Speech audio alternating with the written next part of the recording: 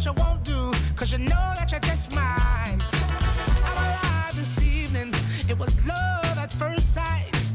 This Saturday and every Saturday for the rest of my life. And everyone standing in line. Yeah, looking good and looking for a real good time. So I'll never have to wonder if I'll have someone to share all of this with. And it's alright, alright, it's alright, it's alright, it's alright. Bright lights and a little city. It belongs to us tonight. Alright.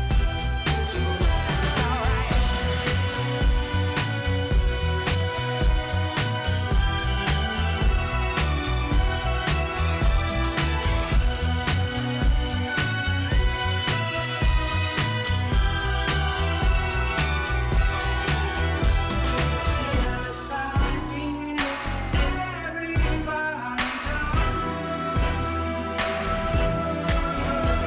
cocktails and conversation, music and making love. And it's alright, alright, it's alright, it's alright, it's alright. Bright lights and a big city. It belongs to us tonight. Bright lights, bright lights, bright lights and a big city. It belongs to us tonight.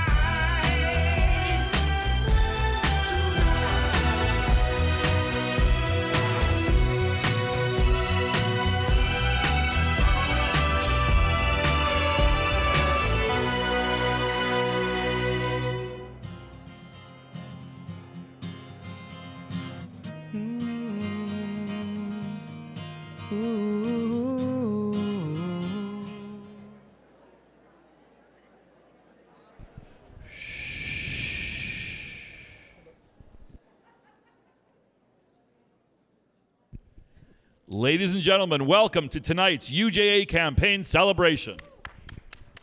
גבירותיי ורבותיי, ברוכים הבאים לחגיגת סיום הקמפיין השנתי של UJA. Дамы и господа, добро пожаловать на ежегодную церемонию Федерации Торонто UJA Campaign 2013.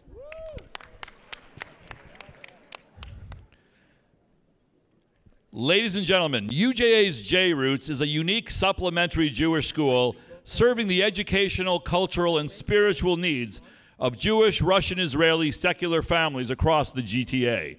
Tonight we are so proud to have some of those students with us. Please rise and join the J-Roots Supplementary Jewish School Choir in the singing of O Canada.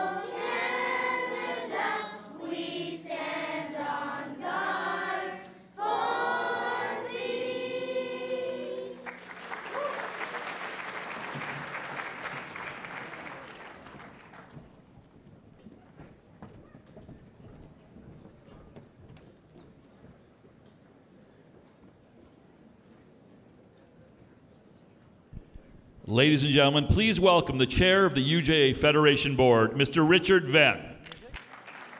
We are family. No, I'm not going to sing. Good evening. You're all in for a great evening tonight. We're all here to celebrate this community's collective campaign, the UJA Annual Campaign. By way of sneak peek, we will learn about what this campaign does for our community and have a chance to briefly hear from and to thank the leadership of UJA's annual campaign. That will be followed by a program that will both stimulate and entertain. As we all have Israel on our mind and in our heart, in the wake of last week's Israel's national election, no one is better positioned to shed light on developments than our guest speaker, Yossi Klein Halevi, a respected journalist, author, and political commentator. And from one Israeli superstar to another, tonight's special celebration will culminate with a bang, and we will be treated to an emotional and breathtaking performance from David Broza, one of the world's leading guitarists, vocalists, and songwriters. I assure you, once David starts playing, you'll all be up on your feet. There is truly something for everyone tonight. We're also fortunate to be part of Jewish Toronto, one of the greatest Jewish communities in the world. In fact, Toronto is one of the few places outside Israel that people come to because they make a Jewish choice. And Jewish Toronto isn't just growing, it's thriving. It's the envy of other Jewish communities. It's the envy of other Jewish communities across the diaspora. And while we are lucky to live in such a vibrant and thriving community, it isn't that way because of good luck. UJA's annual campaign is the engine that drives UJA Federation's partnership with over 100 partner agencies, programs, and schools. By supporting UJA's annual campaign, you help ensure that we continue to build for the future of Jewish Toronto. It is your commitment to UJA's annual campaign that allows us to do the work we do on behalf of the Jewish people of Toronto, Israel, and around the world. UJA is fortunate to have the support of some of Canada's leading businesses and financial institutions. I would like to say thank you to our valued corporate partners. Your ongoing support means so much to the UJA. I will ask you, please hold your applause until all the names have been recognized. At the platinum level, we'd like to recognize RBC Foundation, CIBC, Scotiabank, TD, BMO Financial Group, Onyx, and at the gold level, we'd like to recognize National Bank, Deloitte, and at the silver level, we'd like to recognize El Al, RioCan, and BNY Mellon Advisors, formerly I3 Advisors. And at the bronze level, we'd like to recognize Air Canada and HSBC. Ladies and gentlemen, please join me in a round of applause for our esteemed corporate partners.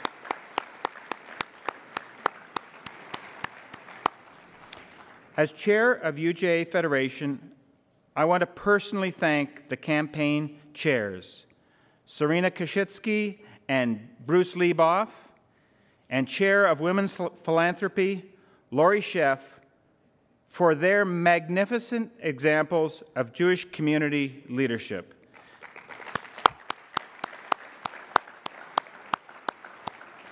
They, together with more than 700 volunteer leaders, many of whom are here tonight, had a huge challenge and they have met it. Let's give them a great round of applause. And now let's give them a great round of applause, please. And now it's my pleasure to introduce just a few individuals who can speak firsthand about how together United Jewish Appeal, along with our volunteers and generous donors, have played a positive and a significant role in their lives and the lives of others. Thank you.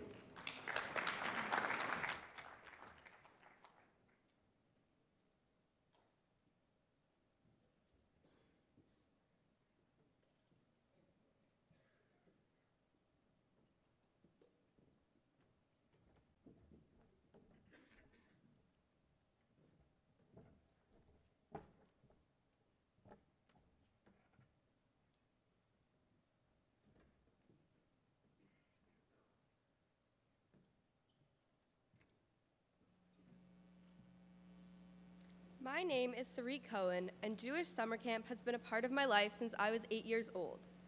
Every year when camp ends, I count down the days until I get to go back. Camp breaks the boundaries between kids of all ages as we unite as a chevra.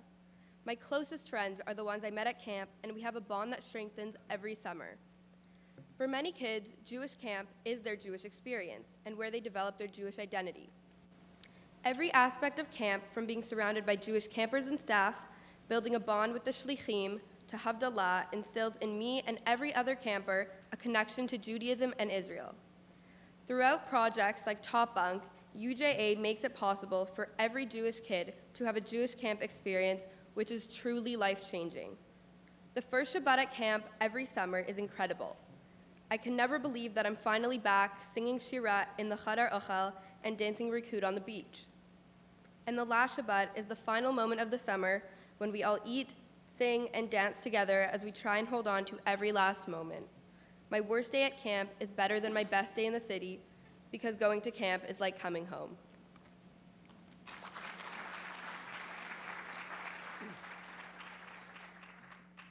My name is Sigal Almog, and I moved from Israel to Toronto 8 years ago. It is never easy leaving your home behind to build a new life, but immediately when I arrived, I found that I had many opportunities to feel connected to the community. I joined a group at the time called Gsharim, funded by UJA, and quickly enrolled my children in the different programs where they have all been active since. Shiri was 8 years in the Tzofim, the Israeli Scouts. Ori is participating in Ya'adim, the leadership program for young adults. Gal went to Kachol Lavan Bat Mitzvah program and is now in the Tzofim. And my youngest son, Tom, is going to Kachol Lavan on Sundays and is enrolled in the kindergarten at the Schwartz-Riesman Center. My entire family are members of the Schwartz-Riesman Center and enjoy all it has to offer in terms of fitness, Jewish holiday celebrations, and more. There are many communities around the world that are fine places to live, where families feel safe, where you can find employment, where life is good. But there are very few communities worldwide, like Toronto, where you have so many opportunities to express yourself Jewishly, whereas an Israeli, I can participate fully with my family and feel part of something that makes me proud. When I moved to Toronto, I didn't know what UJA was, why it was important, or what it means to a city to have a strong UJA behind it. And many of you here today might be thinking the same thing. But if you have ever been a member of a JCC, sent your child to Jewish camp or school, walked with Israel, celebrated Yom Ha'atzmaut with the community, cared deeply about the people of Israel, or were a newcomer yourself, then you have been affected by UJA too.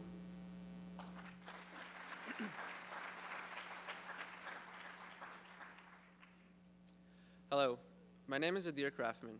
5 months ago, I stood before you and talked about my Jewish journey. Growing up in Thornhill, taking part in UJA programs like the Tzofim, and getting involved with Jewish life on campus through Hillel. I told you about how I became an Israel advocate. Well, then we're in second semester now. Since September, as an Israel intern, me and my fellow students provided an alternative to anti-Israel sentiment on campus and engaged students in a more nuanced discussion on important issues. I was able to bring in the executive director of UN Watch, an NGO that exposes the ridiculous bias against Israel at the United Nations. The event was co-sponsored by United Nations Society at U of T, drawing out a full house for a lecture and discussion. On the night of Israeli elections, we organized a panel of professors and experts on the effect of the election results and what they might spell out for Israel's future. This semester, we're preparing for movie nights, speakers, dinners, and an Israeli innovation night, and more.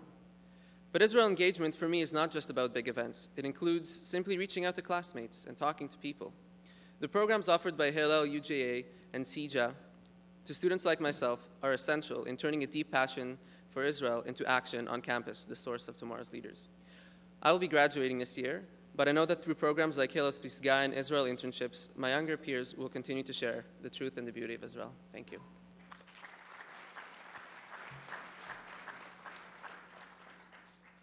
Good evening. My name is Howard Hurwitz, and I'm a social worker at Jewish Family and Child Service of Greater Toronto. At our agency, we see many people who are struggling with issues pertaining to poverty, homelessness, domestic violence, child abuse, and addictions. Our community is no different than any other community in Toronto or York Region. What makes us different, though, is the partnership among the many social service agencies within the Jewish community. Also, we're fortunate to have a strong federation that promotes collaboration among the many social service agencies so that we can work together and serve collaboratively with many of the families that will touch on many of the agencies and require many support services from agencies within the Jewish community. As a result, many of the Jewish men, women, and children in our community who experience these many social difficulties are helped and are enriched and supported because of the work of the many social service agencies and UJA Federation as well. At any one time, we have about 500 families who are on financial assistance. These are monies that we get from UJA Federation and from the donations, the generous donations of many people from within the Jewish community as well. These funds provide the safety net that many of our families require so that they don't slip into despair or some kind of crisis. So on behalf of agencies like ours and the other social service agencies in the Jewish community, we thank you and recognize the valuable support of everybody in our community. Thank you.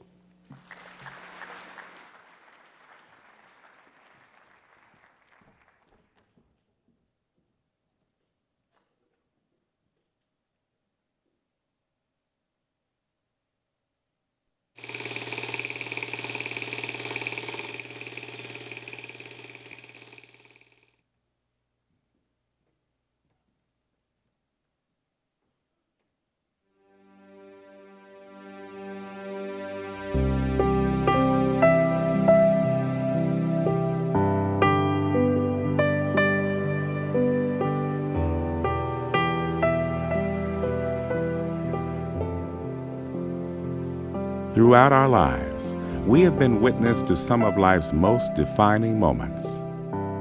Whether it was the promise of a new beginning, a world being inspired to imagine the possibilities, the dreams and hopes of our people became a reality.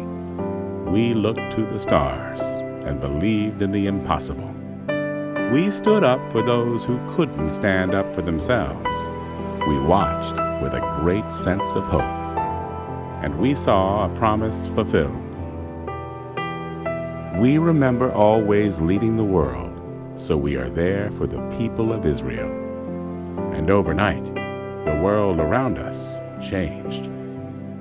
Throughout all of these defining moments and others, the one constant in our lives, the one organization that has stood the test of time, has been United Jewish Appeal. It is the thread weaving together the rich and colorful tapestry that is the Jewish people. UJA has been, is, and always will be there. No other organization has helped the Jewish people more than the UJA. Our cause is the Jewish people. Growing up for me was really difficult, and I didn't have the best childhood. My brother and I did struggle, and I think something that really helped us was coming to camp and being sent to camp by the UJA and Jewish Family Child Services, and building like a community of friends and family there that really helped us connect. But there are so many children like my brother and I who are struggling and didn't have the best upbringing. Everybody knows in the Jewish community that if you need help, you turn to the UJA and they will help you. right now in school in Israel, Akiva school in Bat Yam, and a pool nearby. These kids don't have a meal at home. Most of them are not getting hot meal. The parents are not at home or don't have the money to give them food. So because of your help, they are getting this meal, hot meal. Some of the kids, this meal, it's the only hot meals they are getting in the week and in this day. The food program is so important for these kids. Feel healthy, feel full, they are not going home hungry. I'm all alone. Yeah, I haven't got no family here. And my husband passed away, so I just came back from the doctor's appointment. And the UJA Circle of Care van takes me. When I go with the van, I feel I have people. Let me tell you something. The UJA doesn't forget the small programs and the small people and the seniors. I don't know what I would do, and this is a lifesaver. It's amazing seeing all these people getting together, Jews, non-Jews, for the UJA and the Walk for Israel. I just felt the need and the urge to come down today to support Israel in any way I can, and the spirit here is amazing. Everyone's doing a phenomenal job. When you talk about Jewish identity, you also have to talk about the programs that UJA supports. I take my kids to the Schwartz-Riesman Center on Lubava campus. It's a building that UJA has built, and it gives our whole community a sense of identity, and it brings the whole community together. What other Jewish organization does all this? Supports the vulnerable, gives Jewish identity, supports Israel, gives kids programs, builds community centers. There's no other Jewish organization that does all of this and brings us all together but the UJA. They do all of this for us.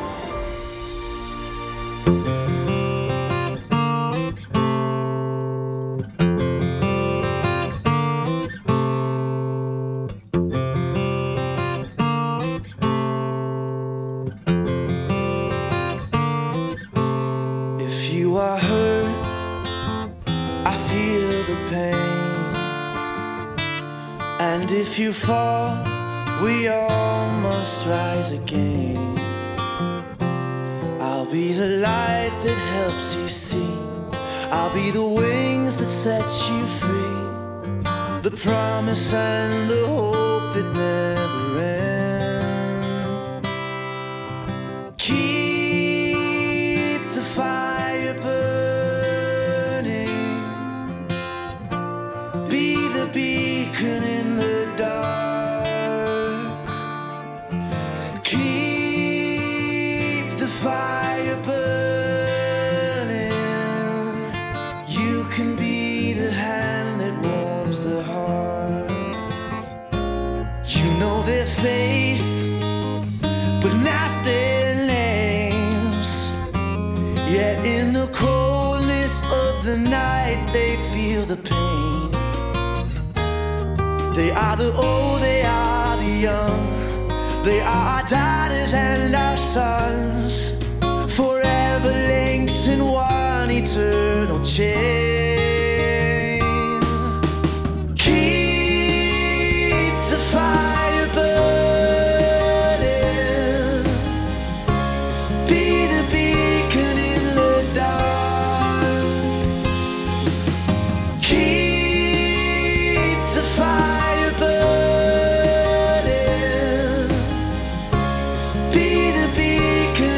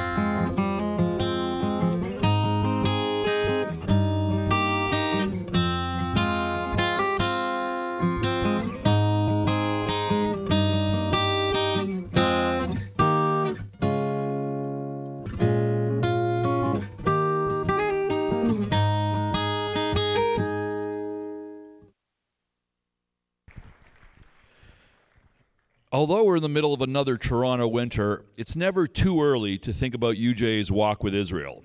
Believe it or not, it's only 4 months away, so be sure to book May 26 into your calendars now and visit walkwithisrael.com to register. But there's also another way you can walk with Israel this year, by actually walking in Israel. This year, UJA is offering an exciting mission to walk, bike, and hike across Israel. For more information about this unique mission, please check your programs. Now, turn your attention to the screens.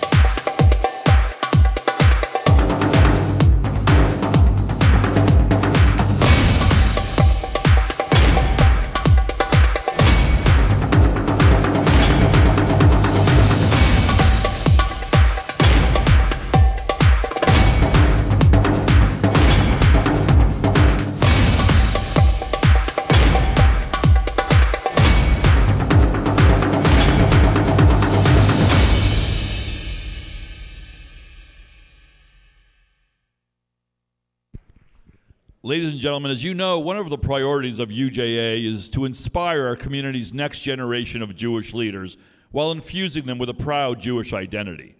Please welcome to the stage some fine examples of those future leaders as we welcome the children of our chairs for a special presentation.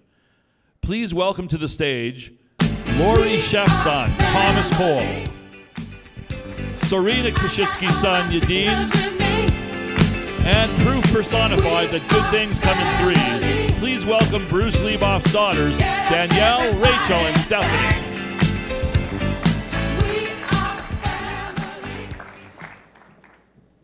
Hello, everyone. Good night or good evening. If I could just invite my mother, Lori Sheff, to come up on the stage, please.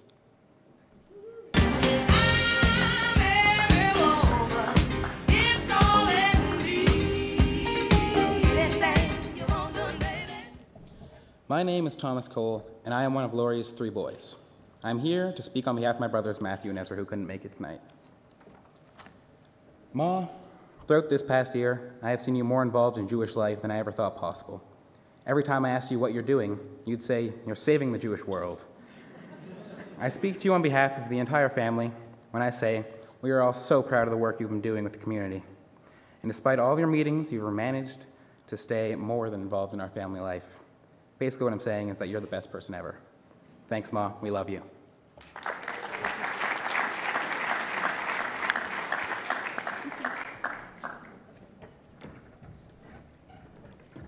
Ma, please come up on the stage.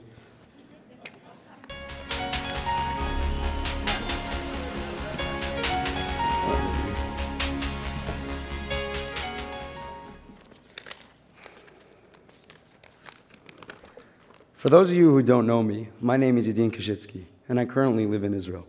When people ask me how I came to live in Israel, I eloquently explain that I was just left behind on one of my mom's UJA missions. She's the only one who doesn't think it's funny. Growing up in Toronto, I was fortunate to hear from many community leaders who have stood on this stage. When I was younger, it was a privilege to see all 4 of my grandparents, who are here tonight, as well as my father, serve the community in their respective roles. But it's a different feeling watching my mother complete her role as co-chair of the 2013 campaign. This year I observed firsthand how hard she worked, how lovingly she cared for her 3 children in 3 different countries, and how she remains committed and involved in all the Jewish causes she believes in. Not even her double Americano from Starbucks every morning can explain how she accomplishes all that she does. Her Ahavat Torah, love of Torah, Ahavat Ha'am, care for the Jewish people, and Ahavat Haaretz, appreciation of the land of Israel, is a model for all of us. On behalf of my siblings and myself, I just wanted to offer our Hakarat Tov for everything that you do for us. Yasher Koach to you, Laurie and Bruce, on a great campaign.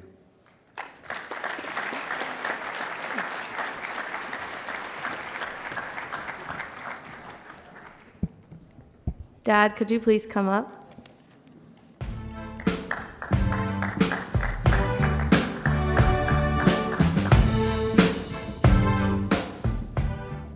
Hi, my name is Danielle Leboff, and I'm here with my sisters, Rachel and Stephanie.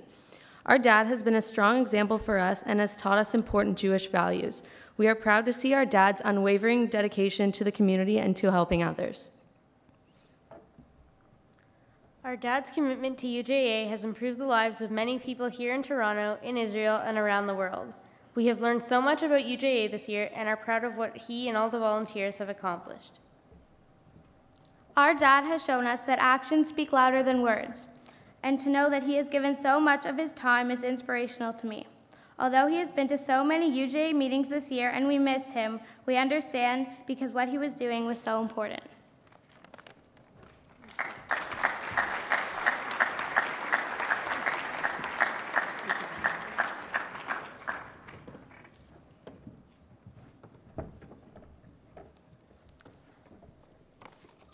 Good evening.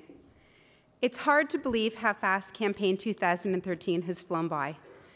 It seems like just yesterday that I stood up here with Bruce and Serena at the campaign launch, and here we are celebrating its success.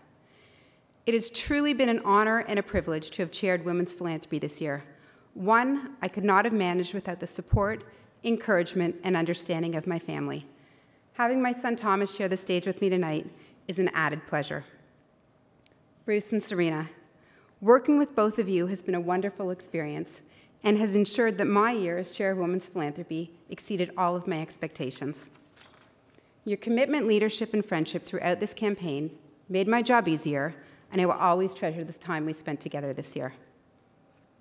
I want to thank Laurie Rosenthal for her dedication as this year's Women's Philanthropy Vice Chair. Laurie, mazel tov on taking the reins for the 2014 campaign. With you at the helm, I am confident that women's philanthropy will achieve great things. This campaign would not have been such a success without our exceptional executive team, committed group of canvassers, and the dedicated professionals at UJA Federation. Susan Jackson, you and the amazing team at Women's Philanthropy go above and beyond every day to make sure that our women are well taken care of. Thank you. The women of this community understand the importance of the campaign to all of us and have worked tirelessly to ensure that this year, those who need our support will receive it. I have learned much from all of them, and I am truly humbled by their dedication and hard work. Kol hakavod to the 2013 campaign team, and may the 2014 team have great success.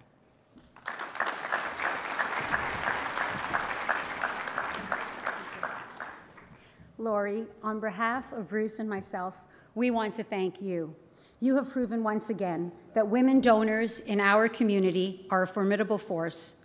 Your card completion pace was something we all aspired to. You kept us on our toes, you built a wonderful team, and you connected with so many women in a meaningful way. Your accomplishments will have an impact well beyond this campaign, and we thank you for your friendship and partnership.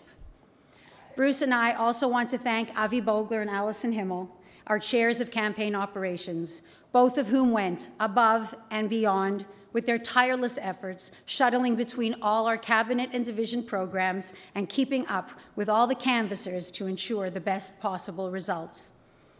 It is most fitting that last Shabbat we celebrated Tu B'Shvat. Tu B'Shvat is the new year, or Rosh Hashanah for the trees. Tonight is a celebration honoring our dedicated volunteers, donors, and executive cabinet chairs and members who will ensure growth, continue to plant seeds, and deepen Jewish roots in Toronto. We have built a community of pride through our shared understanding that the real bottom line is who we are as a society and as a community. Whether it's by assisting our most vulnerable citizens, ensuring that our children grow up with proud and strong Jewish identities and a first-rate education, or by allowing us, through our advocacy arm, the Center for Israel and Jewish Affairs, to give Jewish Toronto a voice from City Hall to Parliament Hill, it is you, our volunteers and donors, that make the wheels of Jewish Toronto turn. It's hard to believe that my work with UJA Annual Campaign 2013 is winding down, and Bruce, Lori, and I want to acknowledge the consistent and seamless devotion of our entire professional staff, passionately led by Ted Sokolsky, President and CEO, Steve Schulman, our Campaign Director and Counsel, Lisa Morrison, Vice President of Annual Development and Top Gifts, and Shimi Wenner, Associate Campaign Director. They continue and start anew every year, and they find the energy to make each chairman look their very best. You are an incredible family of professionals and a team like no other. Thank you.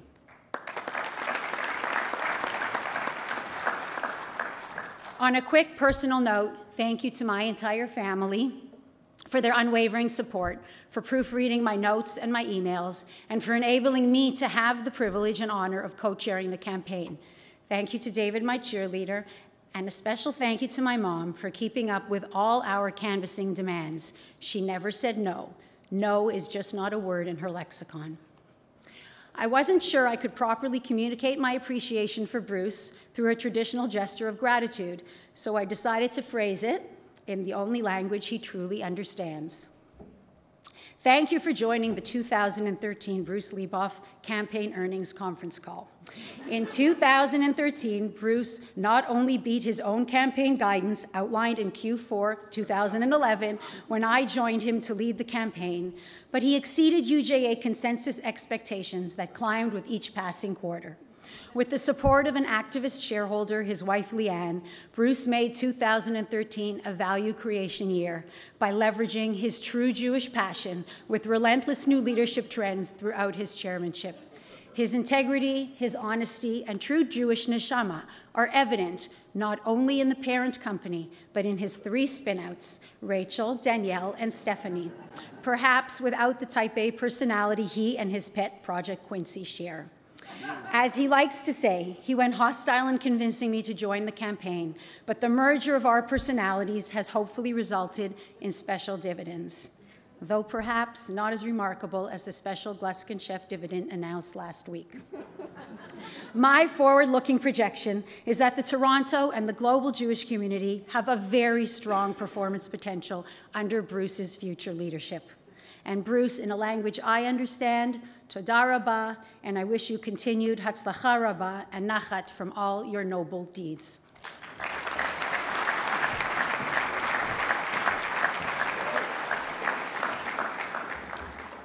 You know, I got to proofread every speech before until this one, but now I know why. Thank you. Good evening. What a special night for me. First of all, thank you both for kind words, and to be called on stage by my own children. You girls and your mom have been so supportive throughout the year.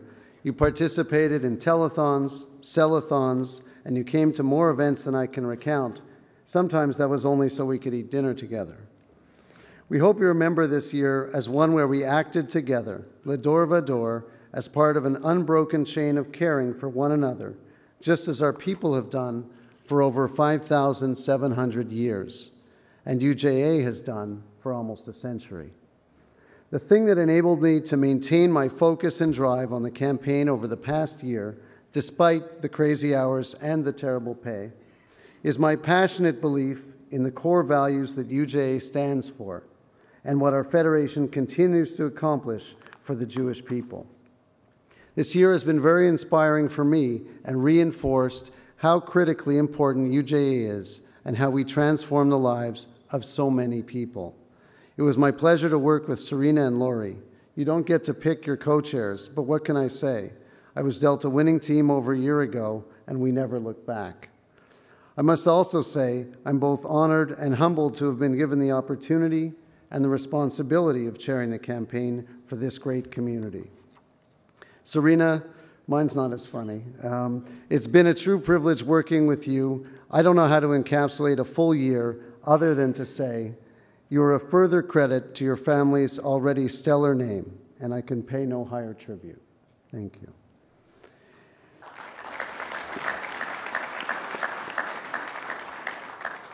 In any fundraising campaign, the real engine that drives success is the volunteer canvassing team, which was more than 600 strong this year. As Serena said, we were fortunate to have very committed canvassers. They who share our passion for what UJA does and who gave generously of their most precious asset of all, their time. Scrolling behind me, hopefully, you'll see a list of our executive and leadership team and our award-winning canvassers. We also have tremendously committed donors. In my own canvasses, I was struck by the generosity of so many people, many of whom make UJA their top philanthropic priority, reflecting a deep trust in the stewardship and incredibly important work of UJA Federation. It is clear that work resonated with you, our community, given the way you've responded. I'm proud to announce that as of this evening, the UJA Campaign 2013 has raised $54.4 million in unrestricted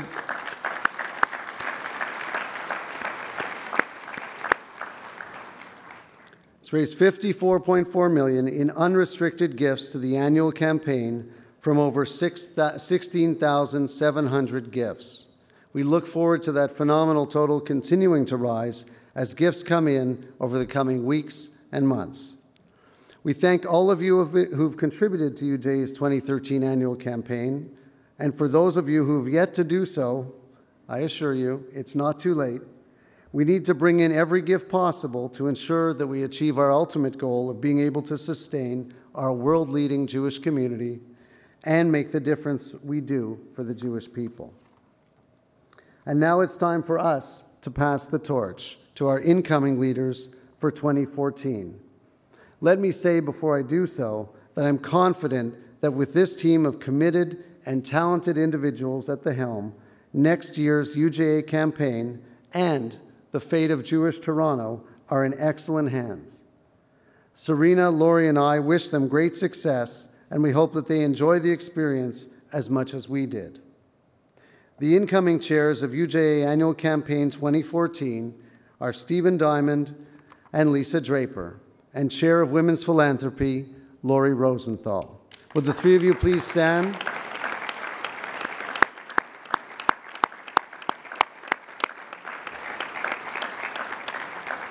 On behalf of all of us in the whole community, we wish you tremendous success. Thank you.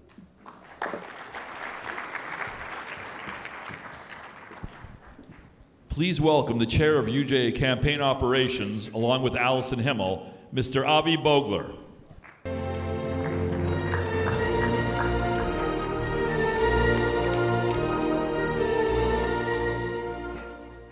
Erev Tov, good evening. I would like to, and actually take my pleasure, introduce tonight's keynote speaker. It's very interesting when you stand here, you don't see anybody over there. But Yossi Klein Halevi is a contributing editor and Israel correspondent of the New Republic. He has been a contributor on Israeli affairs to the Los Angeles Times, the New York Times, and the Washington Post. The author of several books, Mr. Klein Halevi is currently a senior fellow at Shalem Center, where he is writing a book about the Israeli paratroopers who reunited Jerusalem in 1967. He worked as a senior writer for the biweekly magazine, The Jerusalem Report, from its founding in 1990 until 2002. In May 2004, he delivered the Isaiah Berlin Lecture in Middle East Dialogue at Oxford University. The following month, he delivered the annual Steinberg Lecture on the study of religion at Hebrew University. He has also taught Israel studies at Colorado College. Born and raised in New York, he moved to Israel in 1982. He lives in Jerusalem with his wife, Sarah, a geneticist, and their 3 children. Ladies and gentlemen, it is with great pleasure that I would like to introduce Mr. Yossi Klein Halevi.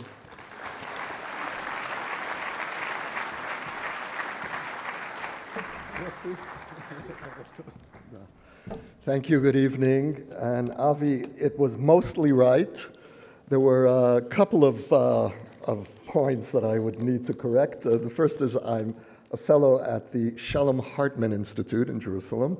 It's a few blocks away from Shalem. I used to be at Shalem. So, good evening, and in the spirit of the evening, I'd like to offer a few thanks of my own.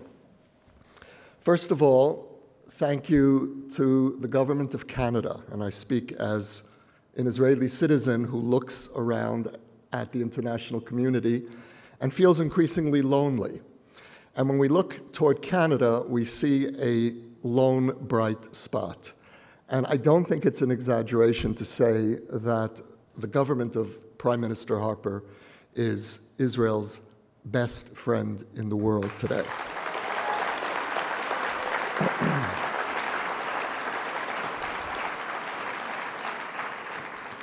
The second thanks that I'd like to offer is to all of you, to the Canadian Jewish community. I know something of the work that you do. I meet with groups of Canadian opinion makers, leaders, politicians, journalists, that you, the community, organizes and sends to Israel. I have the privilege of meeting with many of these groups on that end. And so I know something about the extraordinary effectiveness and dedication of this community. And here again, I don't think it's an exaggeration to say that there is no Jewish community anywhere that's more connected and more effective in supporting Israel than all of you. Thank you. Now that was the easy part. Now we're going to talk about Israel and the elections. Elections 2013. What do they tell us about Israeli society, about the longings of Israelis, what Israelis hope for their society, how we look at the world? These elections opened up a new divide in Israeli society, and that is a split between those Israelis who vote in the traditional Israeli way, along security lines, foreign affairs, and a new Israeli who increasingly votes along domestic issues. And what these elections have revealed is that for growing numbers of Israelis, especially young Israelis, there is a deep longing for a normal politics, a politics similar to what you experience here, for example, in your own elections, which are not about existential issues, will Canada survive, but about the economy, about other normal issues. Young Israelis desperately want a politics of normalcy. And my daughter, who was very involved, my daughter Moria, was very involved in the social protest movement that began 2 years ago. You'll recall the tent camps that sprang up around the country, including along Rothschild Boulevard in Tel Aviv. And my daughter put it to me in the following way. She said, "We are the third generation after the Shoah. And what we want is to live in a normal country that doesn't deal with survival." And we argued about this because I believe that as moving as that longing is, it is unfortunately still a dream. Nevertheless, this election has opened up that profound longing on the part of our children for an Israel that is not focused politically on existential issues alone. There is also, I think, a certain pragmatic wisdom that was being expressed in this domestic election, in the sense that many Israelis recognize that there's really very little we can do to influence the Middle East, the region around us, which is going increasingly haywire. And if there's nothing we can really do to further peace, to resolve other issues, then why not turn inward? And there are so many pressing issues that have been continually deferred over the years. The issue of, for example, the place or the relationship of the ultra-Orthodox community to the Israeli mainstream, which in this election was particularly acute. The Labour Party, in effect, ceded foreign policy to the Likud. And this was, I think, an extraordinary moment in Israeli political history. You had the founding party of the State of Israel, the party that governed Israel uncontested for nearly 3 decades, the first 3 decades of Israel's existence, in effect did not offer a coherent foreign policy to the electorate, and truly an unprecedented moment. And yet, as we look at the headlines of recent days and even recent hours, we know that the dream of an Israel freed from the burden of existential angst and being able to turn inward as if we were a normal country and being able to deal with the economic and social agendas of a normal politics really is a sweet illusion.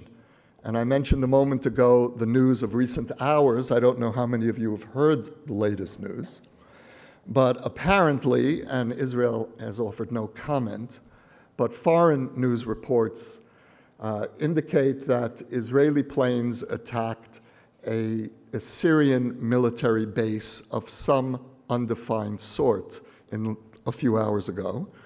And according to a Lebanese source that's being quoted in Israel, the base that was attacked was actually the main Syrian center for manufacturing chemical weapons.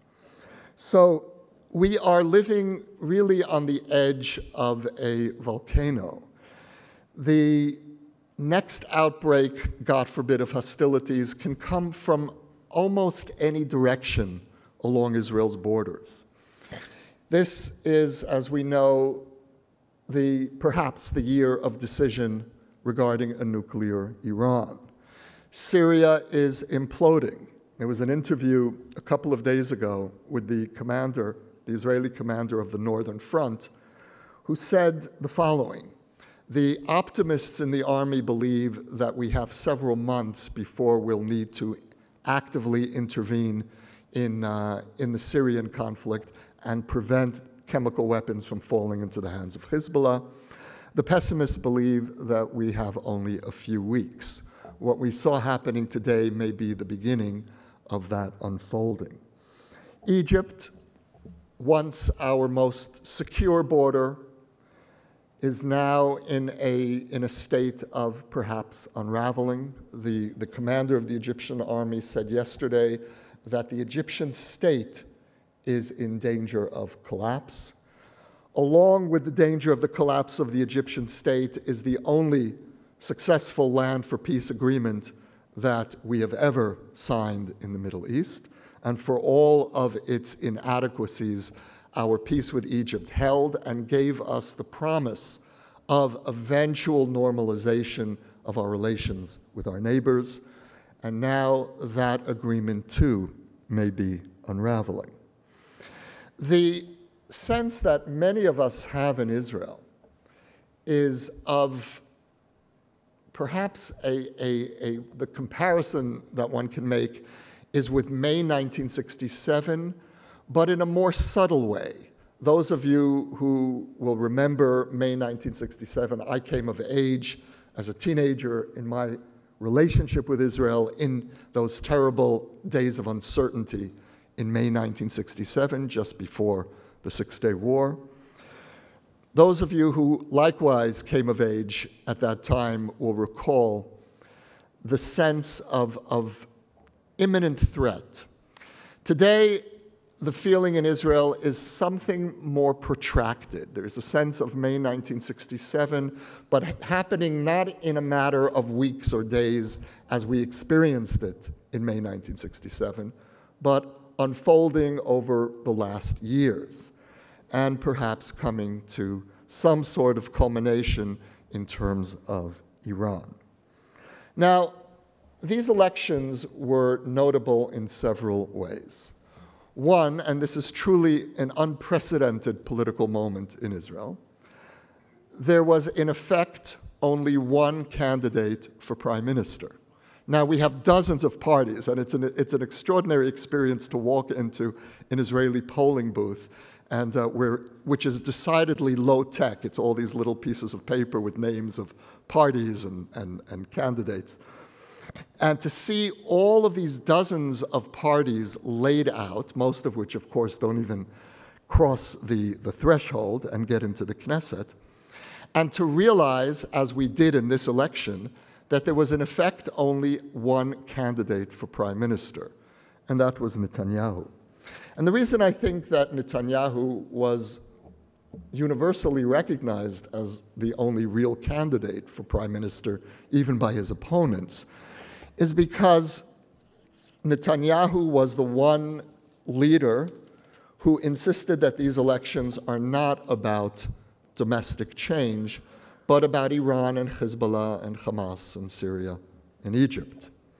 And so in that sense, I think it's fair to say that Netanyahu was the grown-up who allowed many of us who were tempted by the domestic agenda to vote our hearts, knowing full well that Netanyahu was going to be reelected.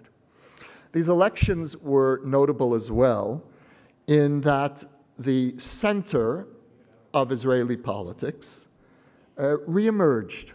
The center was reinvigorated. The last centrist party to emerge was Kadima, founded by former Prime Minister Sharon. And Kadima took an unprecedented plunge. In the last Knesset, it was the largest party, even though it did not form the government because of our coalition intricacies. Nevertheless, Kadima was the largest party in the last Knesset, and it fell from 28 seats to 2 seats. I don't think there has been, certainly not in Israel, and I wonder if there is any example in any other democracy of a party making such a dramatic drop. And so it seemed for a while, looking at the polls, that the center was about to disappear. And then along comes Yair Lapid with his new party, Yesh Atid, There Is a Future. That name itself, I think, gives you some indication of the existential fears of Israelis. And coming out of absolutely nowhere, moving from 0 to 19 seats, the second largest party in the Knesset. And that success indicates a deep craving among Israelis for a political and cultural center. And let me explain briefly what I mean by an Israeli center. First, culturally. What Yair Lapid succeeded in doing is creating a list that crossed social and cultural boundaries. A secular party that contained not one but 2 rabbis on its list, including a Haredi, an ultra-Orthodox rabbi who believes that his community needs to join the mainstream. The message of that list was that Israelis are tired of our culture wars. We're tired of the schisms, and we want to start figuring out pragmatic solutions. Some of you may recall Yair's late father, Tommy Lapid, who was a well-known journalist and politician, and headed a party called Shinui, Change, which was an anti-ultra-Orthodox party. And the expectation in Israel was that the son, Yair, would inherit his father's antipathy to the ultra-Orthodox. And Yair surprised Israel by conveying a message of, on the one hand, insisting that the distorted relationship of the ultra-Orthodox to the Israeli mainstream, in which we, the Israeli majority, have the privilege and the pleasure of subsidizing mass ultra-Orthodox separatism from Israeli society, that relationship has to end and is going to end. But Yair Lapid conveyed that message in a way that was distinctly different from his father. There was no antipathy. Instead, there was a deep sense of respect for the self-sacrifice of the ultra-Orthodox community, for the fact that this really is, in some sense, the last truly idealistic community in Israel that sacrifices economically and socially for its ideals. The fact that we can't afford to continue maintaining that relationship is true, but the question is, how do we convey that? How do we oversee the change? And Yair managed to convey in the course of the election campaign a deep sense of a new tone between secular and ultra-Orthodox, which really bodes well for a pragmatic solution. The second way in which Lapid reinvigorated the center was in embodying a political place that really is somewhere between the left and the right. And let me say a few words about this, because the political center, which I believe represents a strong majority of Israelis, is the least understood of Israel's political camps. The political center, and I personally very much identify with that center, for centrist Israelis, a Palestinian state is an existential need and an existential threat. It's an existential need in the ways that the Israeli left has argued for many years, which is that we need to free ourselves from the moral burden of occupation.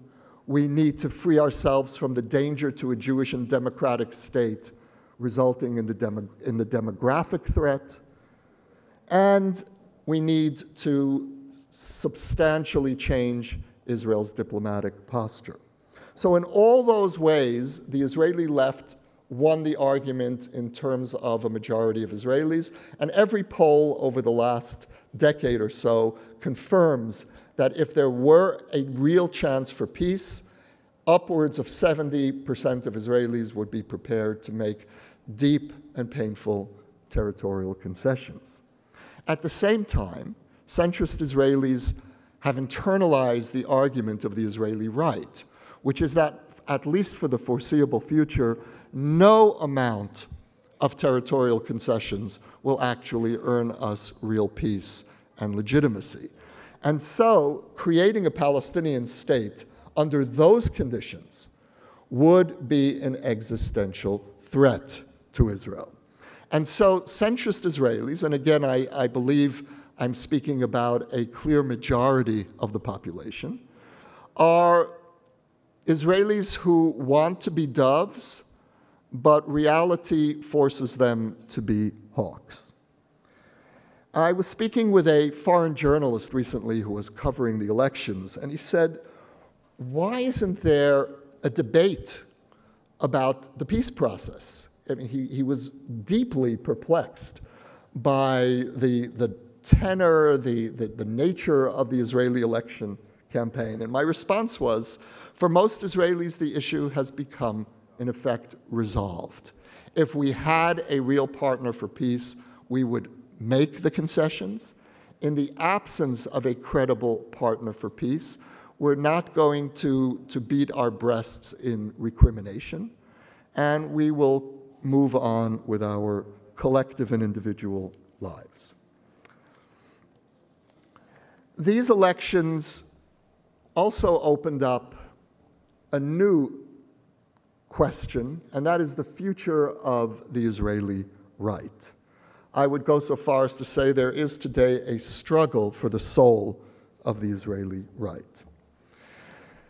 4 years ago, Netanyahu, in his famous Bar Ilan speech, as we refer to it, became the first sitting Likud prime minister to accept the principle of a two-state solution and shifted the Likud from an ideologically right-wing party to a pragmatic right-wing party. And in that sense, tried to make the Likud a home for centrist Israelis.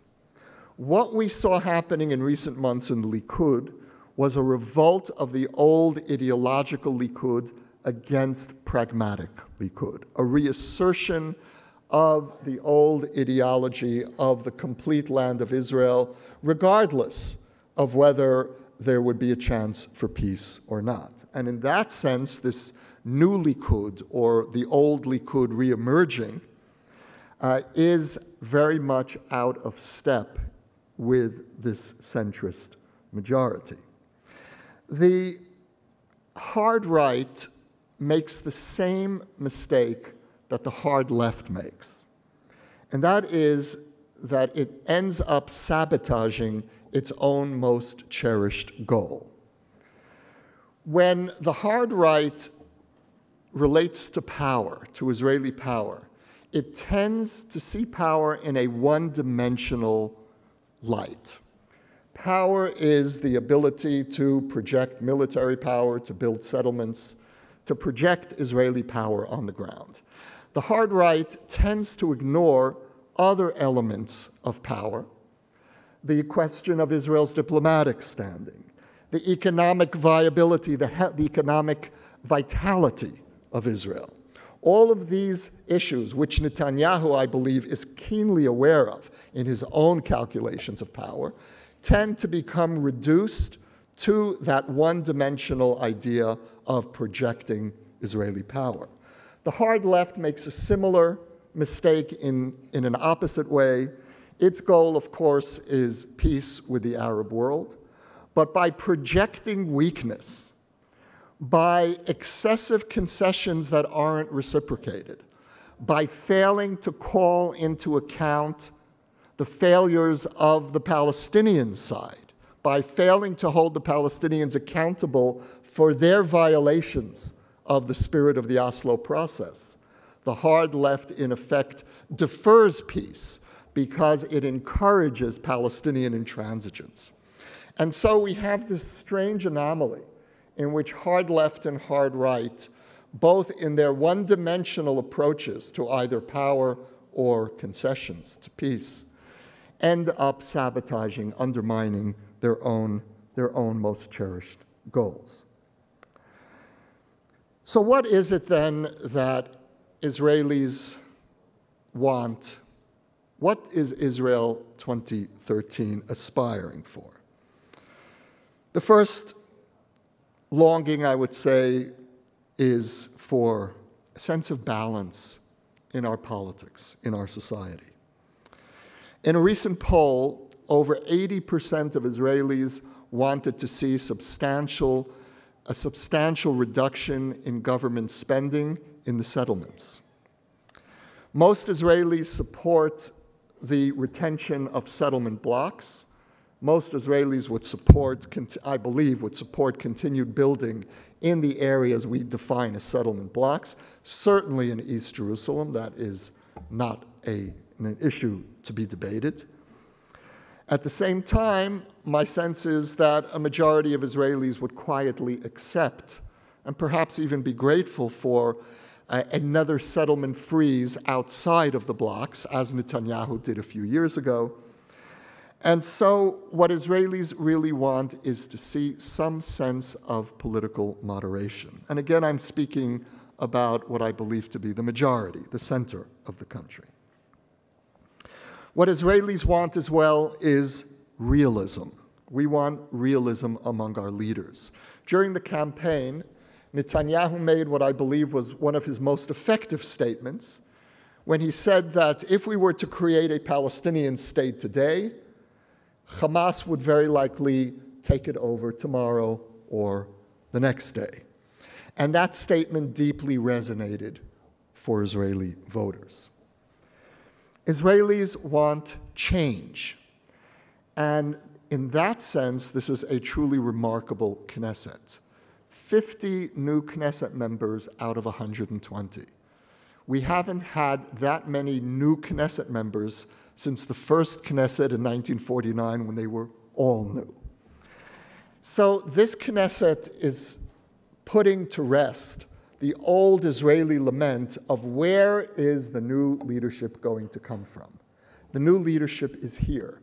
And I think we're going to see the most interesting and dynamic Knesset by far that we've seen in years, maybe decades. And so when one considers this longing of Israelis for balance, for normalcy, for change, and we measure it against the reality of the Middle East, we know that normalcy is not likely to be Israel's fate anytime soon. And we also know that that sweet illusion of a domestically driven Israeli politics is really over, and we're now back in the reality of the Middle East. Nevertheless, I believe that these elections will be seen in retrospect as historic, as the moment when we laid the foundation for a new Israel, a new calmer Israel, more at peace with itself, and an Israel able to determine its own agendas, its own sense of internal balance, regardless of the pathologies around us in the Middle East. Thank you very much.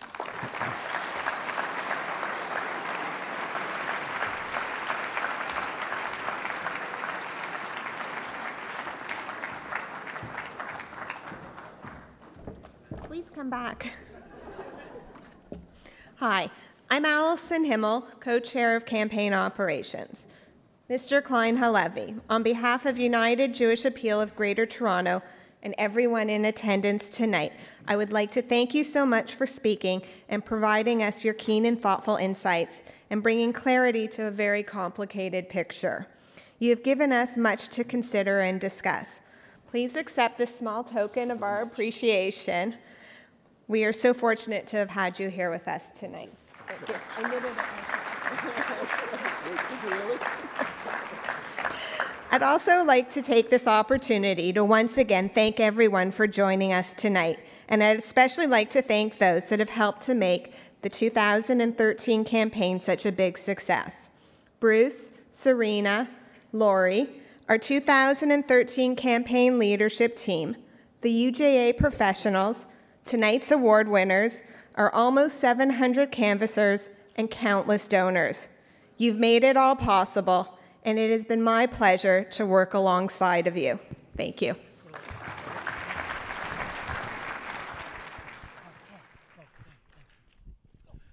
Ladies and gentlemen, while we take a moment as David Broza, anybody here to see David Broza? Come on, a little better. Let's hear it. We can do better. Anyways, I want to just take a moment while he's getting ready to wow us all tonight.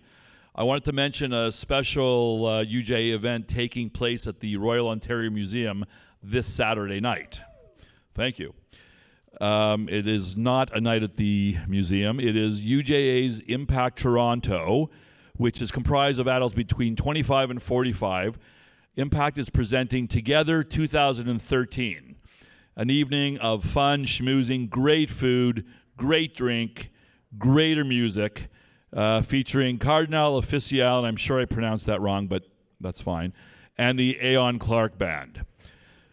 Just to let you know, there are some tickets still available. Last year's event attracted over 700 of Jewish Toronto's brightest, most passionate young Jewish leaders. So tickets, which are only $100, there are still some available. If you'd like to secure yours, please be sure to visit jewishtoronto.com/together. And Mr. Broza will be with us in less than 1 minute, so hang on.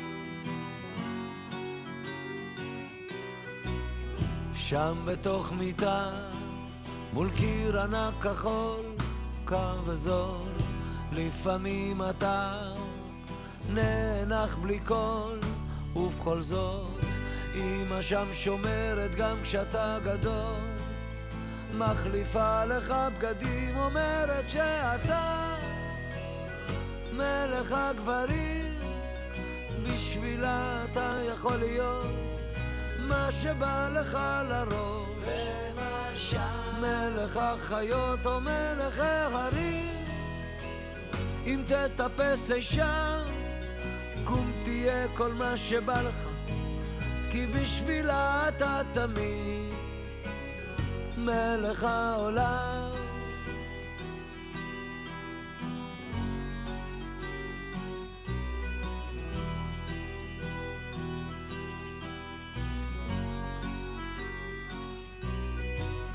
שם אתה תמיד, כל מה שתרצה, רק תבחר, כך אומרת היא, ואתה שואל, מה עוד אפשר?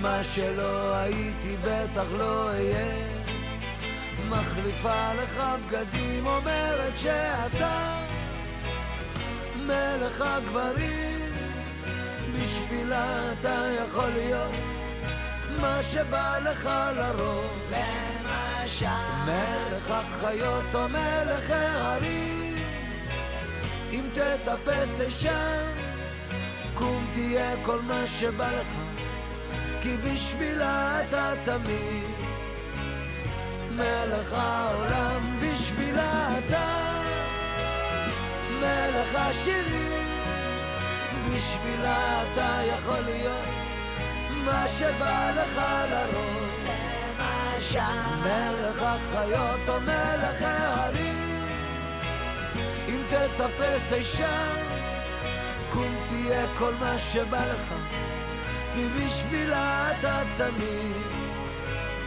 מלך העולם, מלך העולם.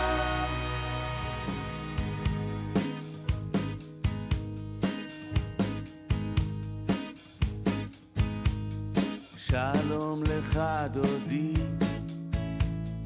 הצח והאדמון, שלום לך מאל, רכה כמו רימון, שלום לך דודי,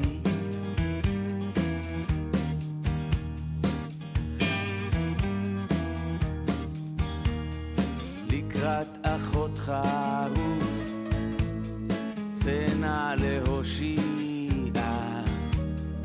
הוצלח כבן ישי, רבת בני עמון, שלום לך דודי,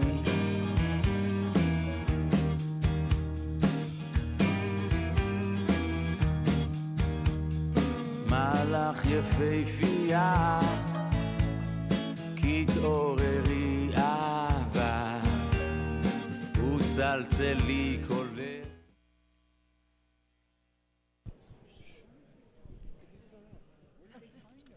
Ladies and gentlemen, it's time to put your hands together and your feet tapping for tonight's featured musical entertainment. Born in Haifa, Israel, David Broza is one of the world's most dynamic, unique, and talented singer-songwriters. Renowned for his magnetic, emotional, and soulful performances, Broza blends Israeli, Spanish, and English musical influences with good old-fashioned rock and roll. A powerful, innovative musician, you are about to find out just why David Broza inspires his audiences with his passions and his talents. Ladies and gentlemen, please give a warm Toronto welcome to one of Israel's finest exports, the one, the only, David Broza!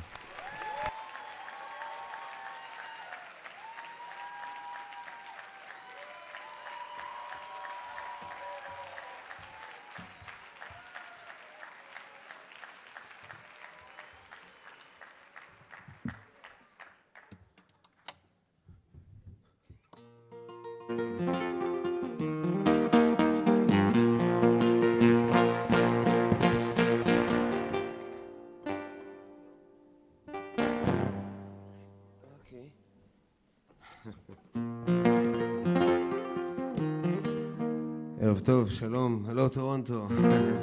It's nice to be here. I'd like to start, but the monitors are distorted, so I'm not sure if you want them or you can just turn them off. Please turn them off completely, otherwise I'm not going to be able to hear anything.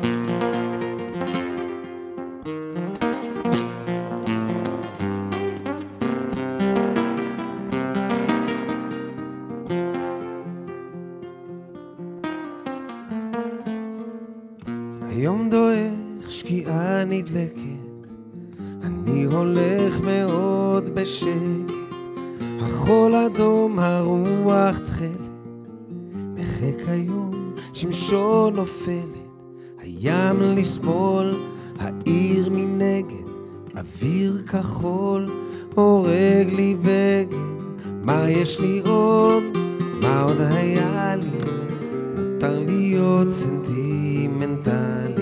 מה יש לי עוד, מה עוד היה לי, מותר להיות סנטימנטלי,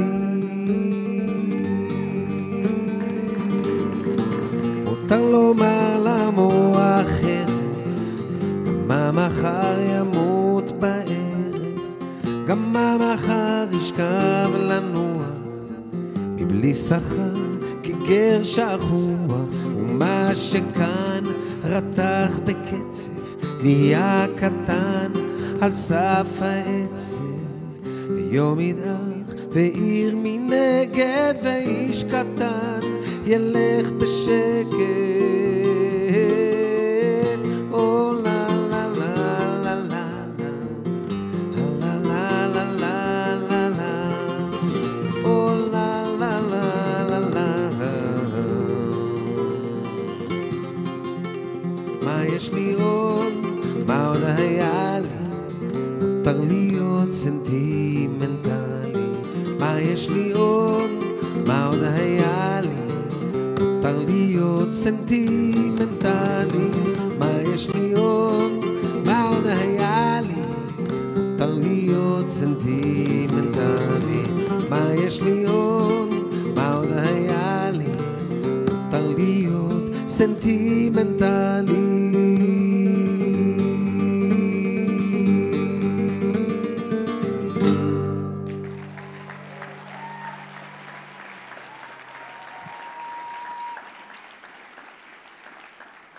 Thank you very much. So I'm really happy to be here on this great occasion, and just flew in today from Tel Aviv, so I'm kind of having a hard time to remember where I am exactly. I keep on thinking, I'm looking out the window, and I realize it's not Tel Aviv anymore, but it's like I've been enjoying an afternoon of just getting ready.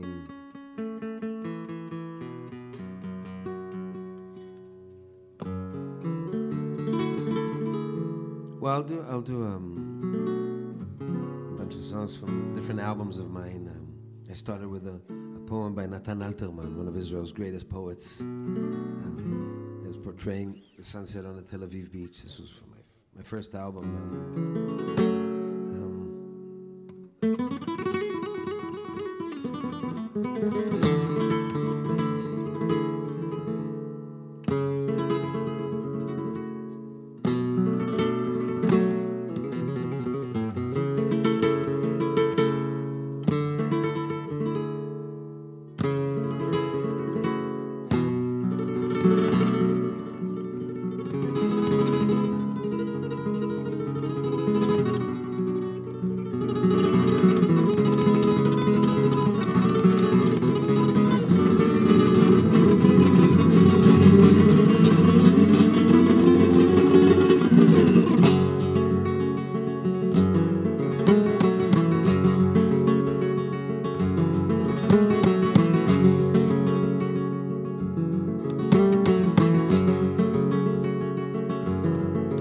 ילדתי אל הים היא הולכת, גלים וצדפים היא סופרת, אבל רק את עצמה היא פוגשת, שם בנהר של סביה, שם בנהר של סביה,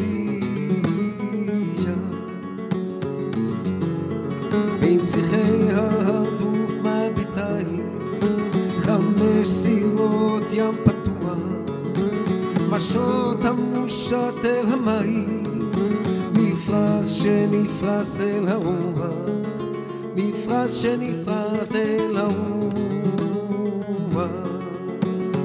מי המשקיף מלמעלה, מגג המגדל של סביה, קולות 5 משיבים לה, 5 טבעות של כסף, 5 טבעות של כסף.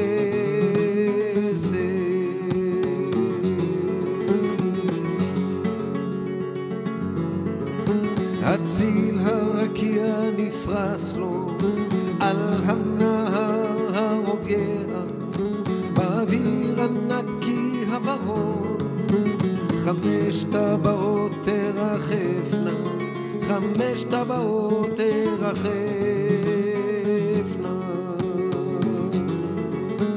Mi niña se fue a la mar a contar las Sicinas, pero pronto se encontró en el río de Sevilla, en el río de Sevilla. Quien mira dentro la torre enjaezada de Sevilla, ay, 5 voces contestaban, redondas como sortijas, redondas como sortijas.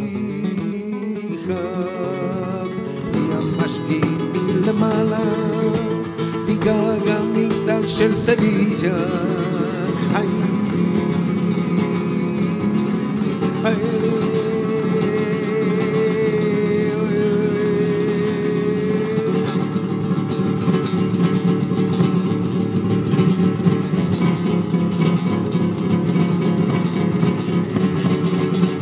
קולות 5 משיבים לה, 5 טבעות של כסף, 5 טבעות של כסף.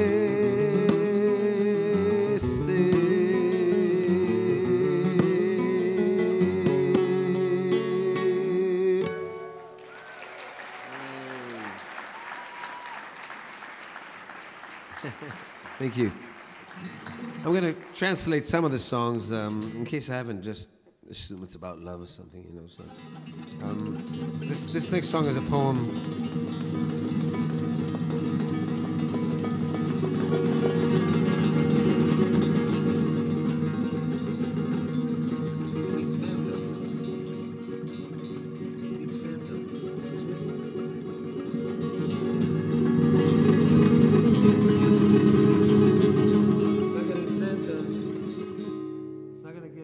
If you're not putting Phantom, hey?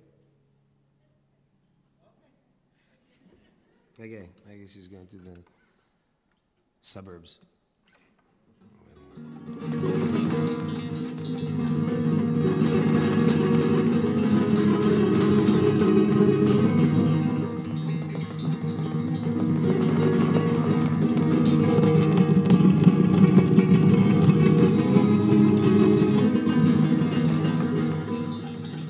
Poem is, he says, my life is like a stone, not a precious stone, not a throwing stone, not a milestone, not even a crumbling stone. It's just a small stone, like you.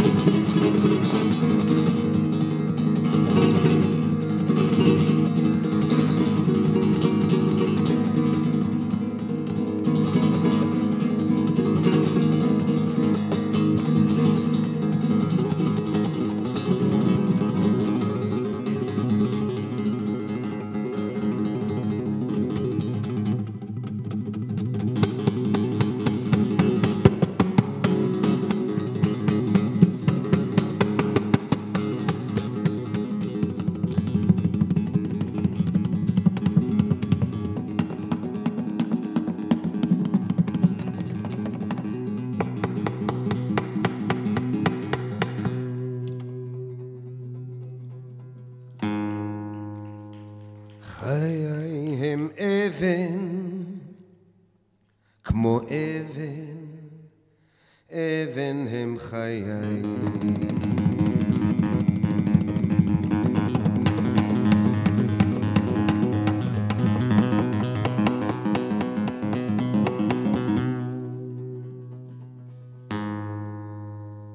שאת, אבן קטנטונת כמו שאת, אבן נזרקת כמו שאת.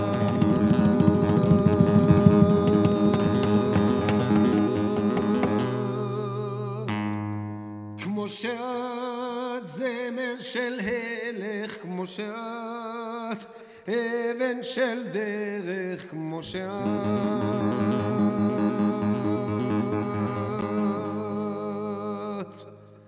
כמו שאת, אבן של נחל כמו שאת, אבן שוקעת כמו שאת. כמו שאת, אבן טנטונת כמו שאת, כמו שאת, אבן של נחל כמו שאת. כמו שאת, ביום של גשם כמו שאת, אבן שקר לה כמו שאת. כמו שאת, אחר כך נוצצת כמו שאת, חצץ של רכבת כמו שאת. כמו שאת, אבן טנטונת כמו שאת,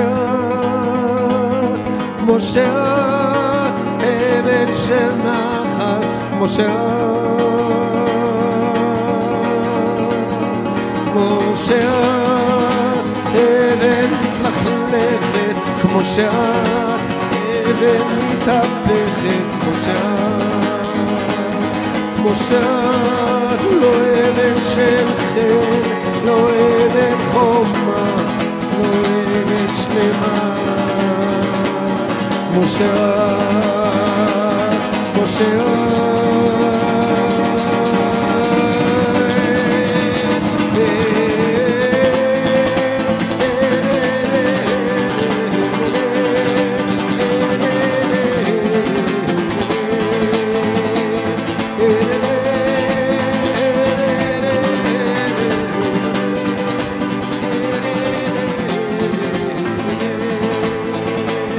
כמו שאת, אבן סוררת כמו שאת, אבן מתפוררת כמו שאת.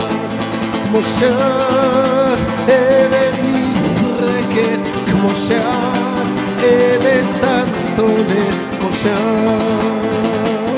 כמו שאת,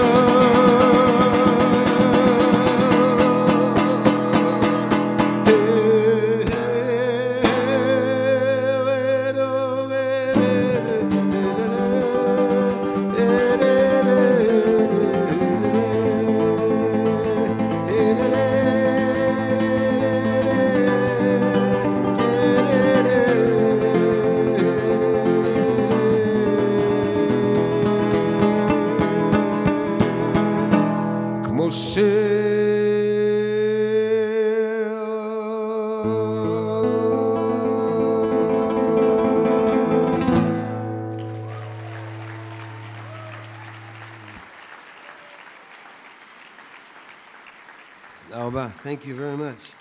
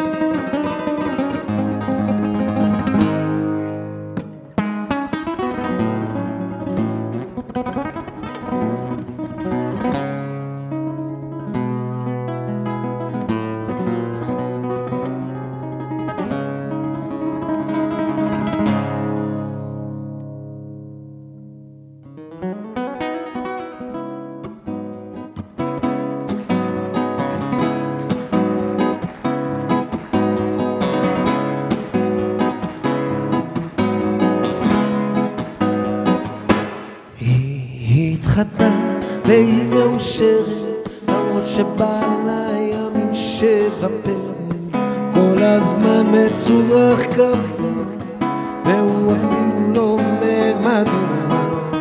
3 שנים שהיא מקבלת מגבר זר מתחת דלת מכתבי שירה אליה, הם מאירים את עלומיה.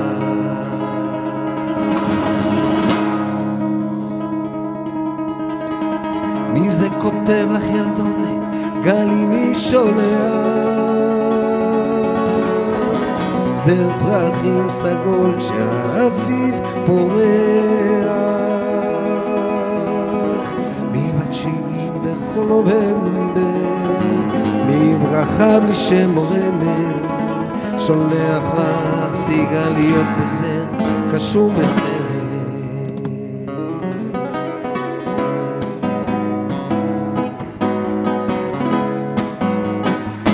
לילות שלמים שהיא לא נרדמת, עליו בהקיץ היא חולמת, הוא בטח גבר עם לב רומנטי, נשמה טובה וחיוך סימפטי. 3 שנים הוא סובל בשקט, כן לפעמים היא כמעט צועקת, ומה אם בעלה יודע, היא מסתירה את מכתביה.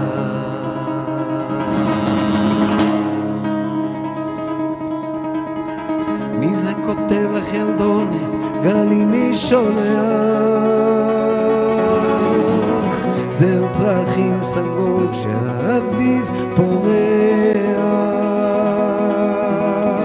מבתשיעים בכל נובמבר, בלי ברכה בלי שם או רמז, שולח לך סיגליות בזה קשור בסרט.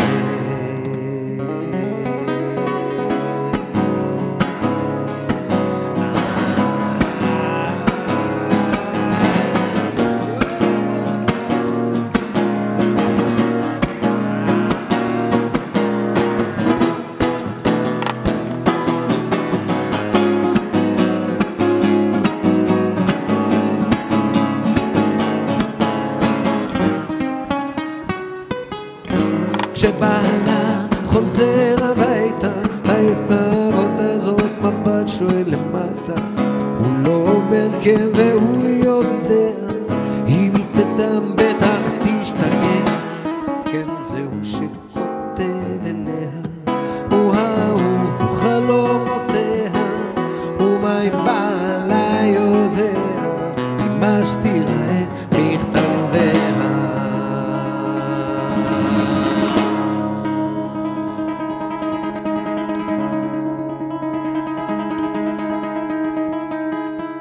¿Quién te escribía a ti versos? Dime niña, ¿quién era? ¿Quién te mandaba flores en primavera?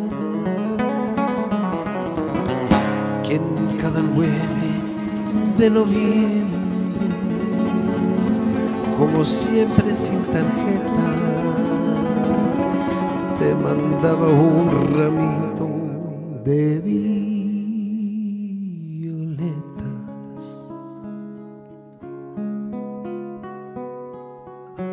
Charaila, charaila, charaila, charaila, charaila, charaila. Wanna try this a little together? Charaila, charaila.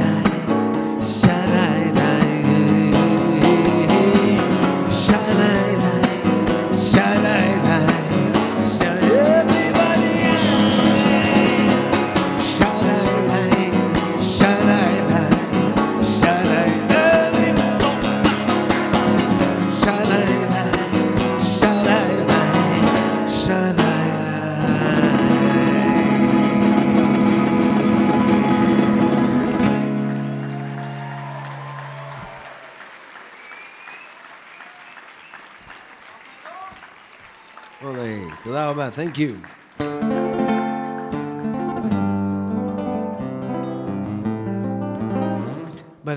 10 years ago, I put out an album that's called It's All or Nothing, Zakol Klum. And when I started working on this album, I wanted to work with a producer, and I didn't know exactly who to choose. A producer would help me just find new directions or different kind of more interesting directions at the time for me. And I called a musician who I loved, and he's part of a rock group. His name is Micha Shitrit, and he's from a band called Friends of Natasha, Chavrim Shel Natasha.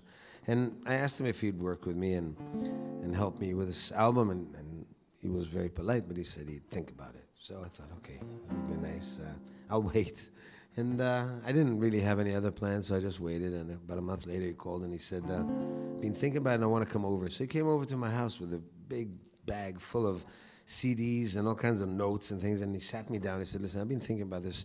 I brought all this music I'd like you to listen to as a reference. And well, that's interesting. He said, yeah, but all this music is from North Africa, from what's called the Maghreb, Andalusi music. And I used to listen to music, Andalusi music, here and there, but I really couldn't follow much of it because I don't speak Arabic, and so it was really far away from me, really as removed as could be.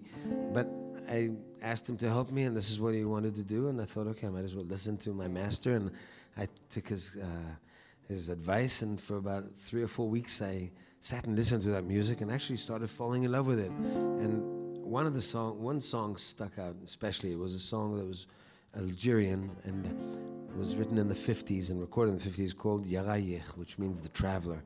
And I really loved it. So I actually took that song, and around it I cultivated an entire theme song for the album. And I wrote my own travel song. It's basically a long train ride, and where, just like happened to me today, where I kept on looking out the window and kept checking myself, where am I? Not quite sure, and still adjusting, and such is life anyway. And anyway, I'm still trying to figure out this song.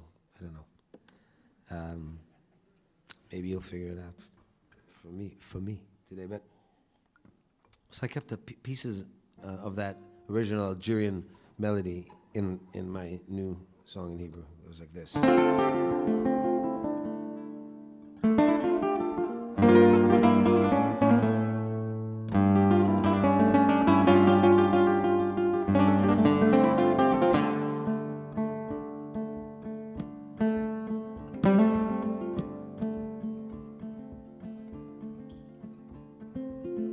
שלושים וארבע בקרון האחרון, דבר קטן וטוב של קרבר וקפה היום, ערים חולפות בחושך, מה מנצנץ בחוץ, אולי זו פילדלפיה, אולי זה הקיבוץ, בתחנה של ג'אז, בלדה של קולטרן, שקשוק המסילה, הולך ומתעמעם, אור של עיירה נמתח כמו מסטיק בחלון, עוד קופסת סיגריות, נגיע לדרום.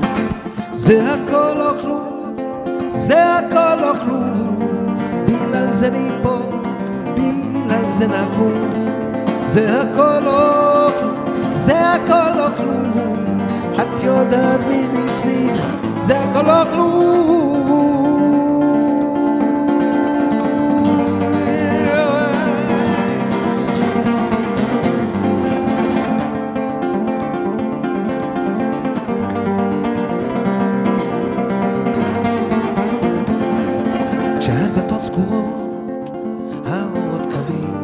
עכשיו זה רק אתה, באמצע החיים, אנשים עולים, אנשים יורדים, עוד כמה תחנות, כן, נוגע בגמדים, עמוק בתוך הלילה, מריח את הים, מריח את העיר, את אורך החם, 2 לילות לחיפה, רץ בתוך חלום, רואה שם את פניי, בנוף של החלום, זה הכל או כלום, זה הכל או כלום, בגלל זה ניפול, בגלל זה נקום, זה הכל או כלום, זה הכל או כלום, את יודעת לי בפנים, זה הכל או כלום.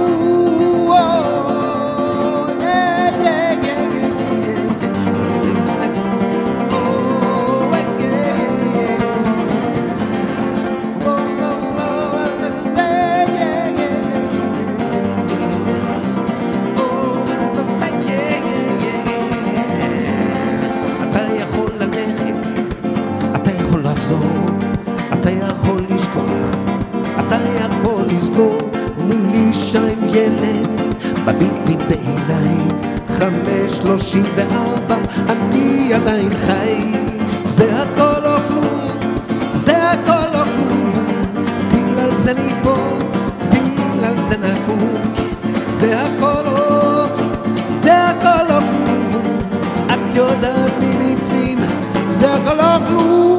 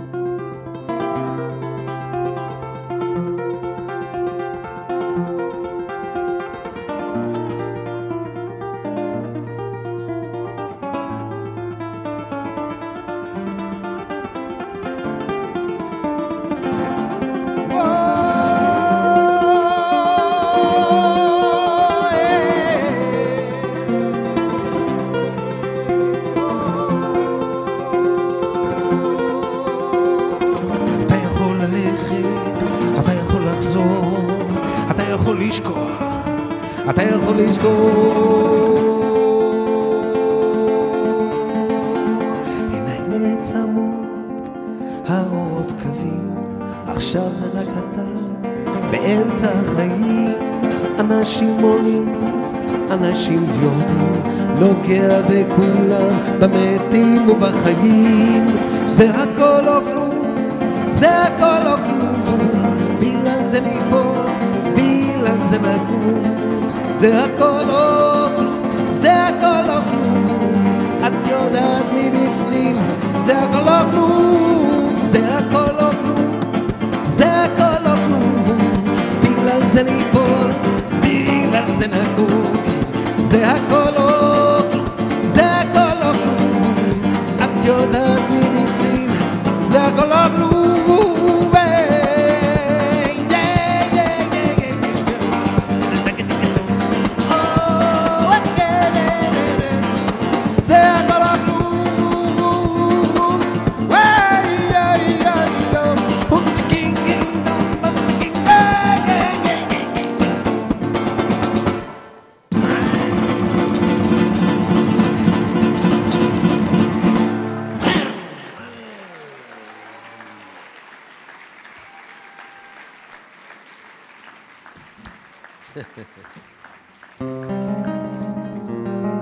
Thank you very much.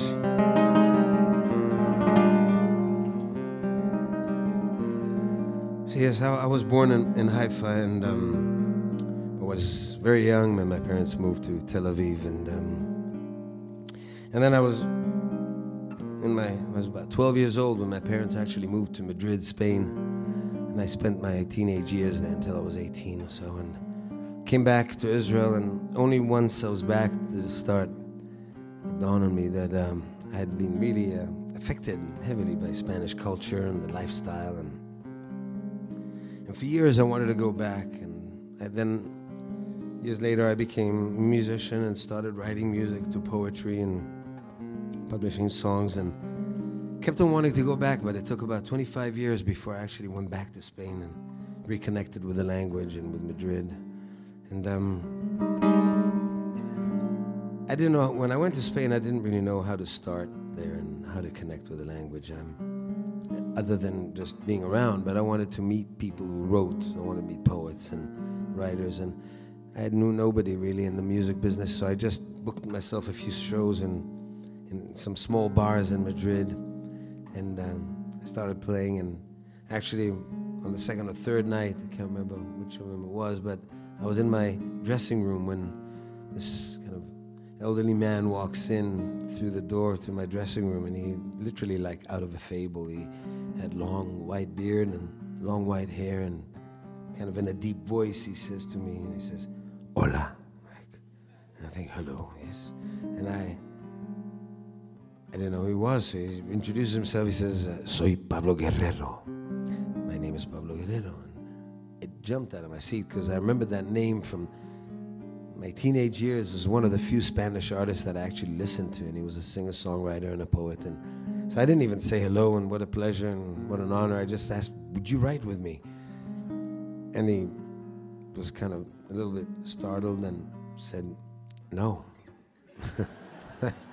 He explained on that he never writes with anyone, but he would invite me for coffee to his house. So, of course, I got the coffee out of this. So I went to his house, and a couple of days later, and in his small apartment, as he was preparing the coffee, he said he'd actually been thinking about my request and told me to sit down and have the coffee. And then he sat in front of me with his own coffee and pulled out a notebook and a pencil, and he said, "Why don't you tell me about yourself a little bit?"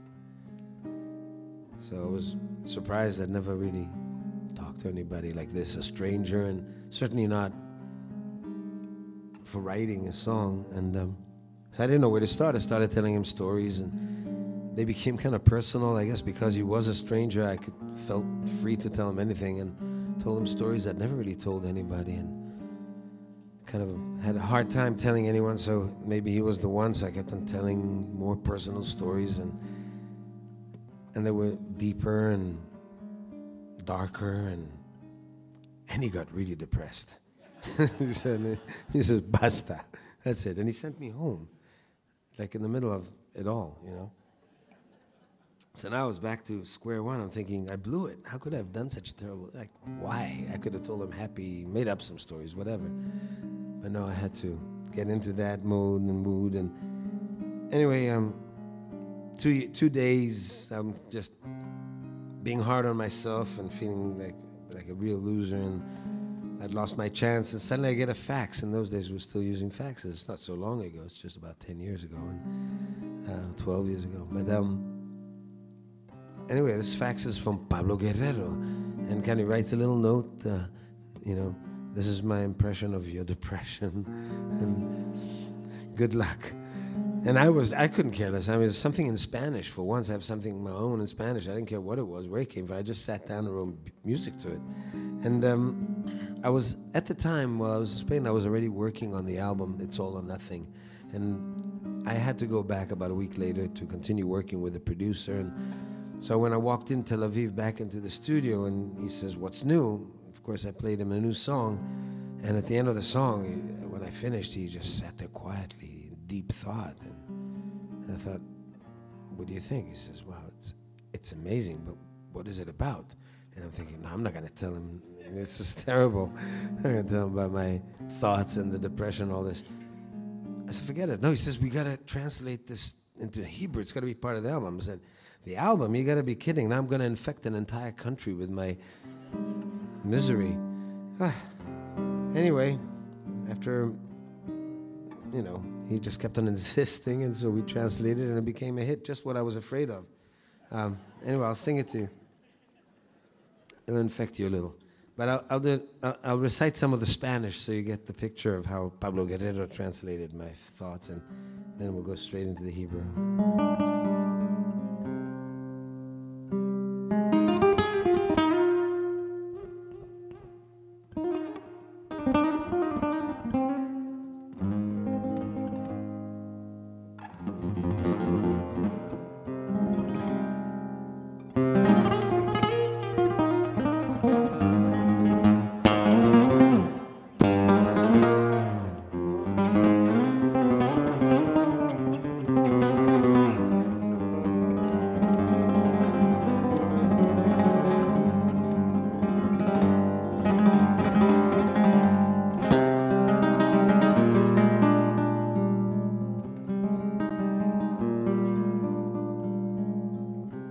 noche trae gotas de tristeza larga.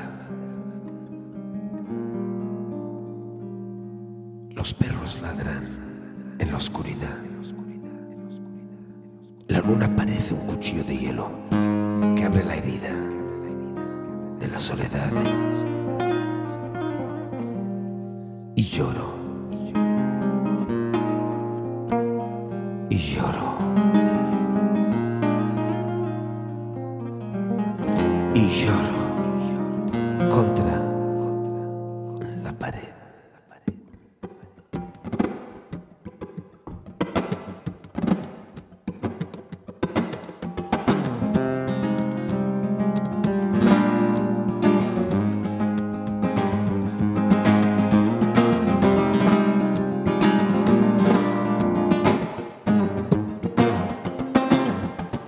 שמיים של עצב עליי והלילה נוטף לי איתו מוכל לבנה חרמש הירח קר מלמעלה אומר לי לחלה ואל תישבר רכבת הלילה מלאה געגוע ואני ברציף מחכה כמו לנס בעין של בדידות לי קרוע אומר לי לנוע ועוד לחפש ושוב געגוע פגוע נגוע ברעל זיכרונות גופי בלי גוף איכשהו גובר שוקע שוקע שוקע כאן לבד בין הקירות איור וצועק אל הקירות איור ובוכה אל הקירות שמש זורחת בעיר הזרה לי לא יודע לאן מוליכים ברחובות רק זה שאלייך הולך הוא יקרא לי תראי איך יקרא לי יגיד לי לבוא ללכת שנית בעיבון בעינייך לחבק אותך שוב לחבקך שוב אליי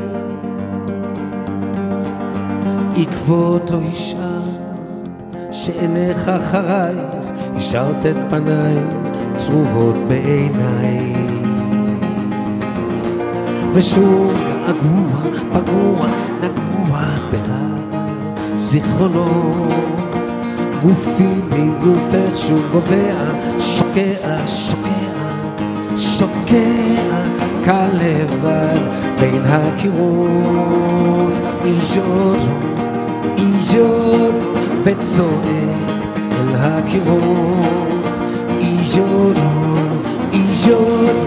ובוכה אל הקירות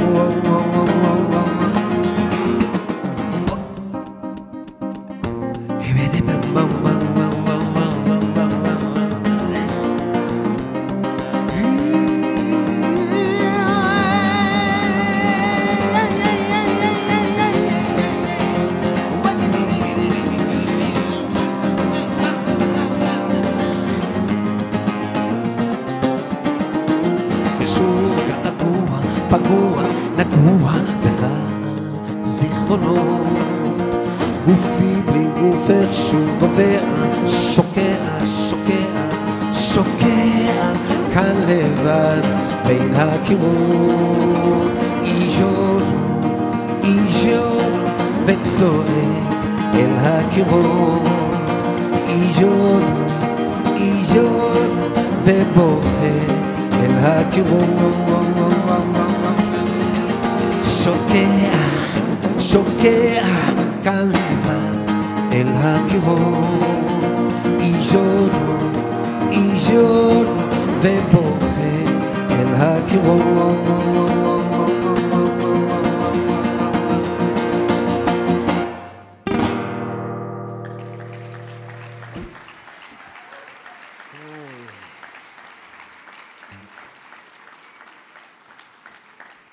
Thank you. Well, when I started my career, it was kind of late. I was 22, and I was right out of the army, and I really wasn't. I didn't have any real ideas or any thoughts of having a career on stage. But I met an Israeli poet by the name of Yonatan Geffen, one of the finest poets of Israel, and very controversial and just a great performer, and of course a great writer. And he asked me if I would join a show that he was doing as a sideman, and I did, and he kind of dictated what songs he wanted in the show, and they had nothing. I'd never written a song before, so after shows and in between performances, and I would go and perform in some local cafes in Tel Aviv, and then of course backstage I would be singing, and I'd always be getting into the show by performing just to myself in the dressing room. And I sang a lot of Spanish songs that I'd learned from records that I'd brought back with me from Spain. And one day he just literally stopped me and said, you know, that it really agitates him to see me perform my songs in Spanish. He doesn't understand a word, and I'm obviously enjoying and really getting into it, and it's very emotional songs, and that I've got to share these poems with him. And he was really angry at me, actually, that I'm so selfish and not telling him what the songs are about. And he wants to know, he wants to enjoy them too. So I said, okay, I'll translate a song for you, for example. And I started writing a literal translation, and he looked at it, and he said, give me a minute. Then he went to his own dressing room, and about 15 minutes later, he appears from that dressing room, and he says, sing it now. And it was all in Hebrew, and it was an incredible adaptation into Hebrew. So I thought, this is amazing. So now I'm singing these same songs with the same emotion in Hebrew, and he can understand it, so I'm getting a break from him.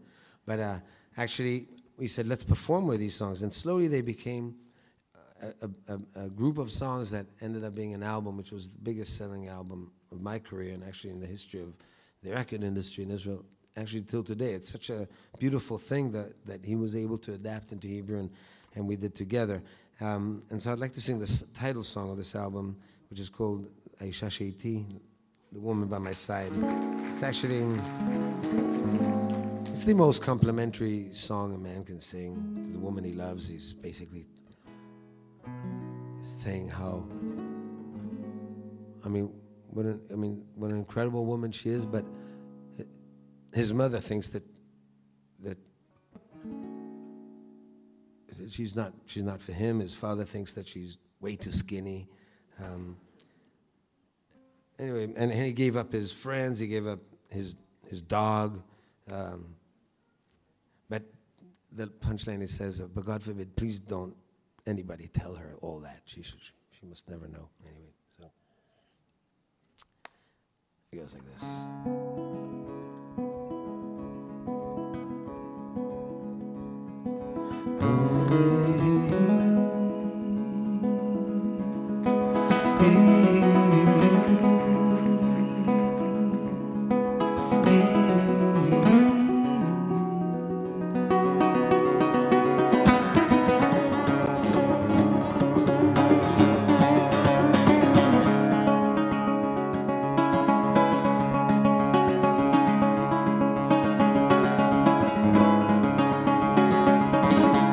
האישה שהייתי אינה מתעקשת לרחוץ את גופה בבריכה מקודשת. היא לא בשבילך, כך היא ממלמלת. ואבא אומר שרזה היא כמו שלג, אבל היא אמיתית יותר מכולנו. זו אהבה כמו בזמנים לפני שנולדנו. רק אני יודע,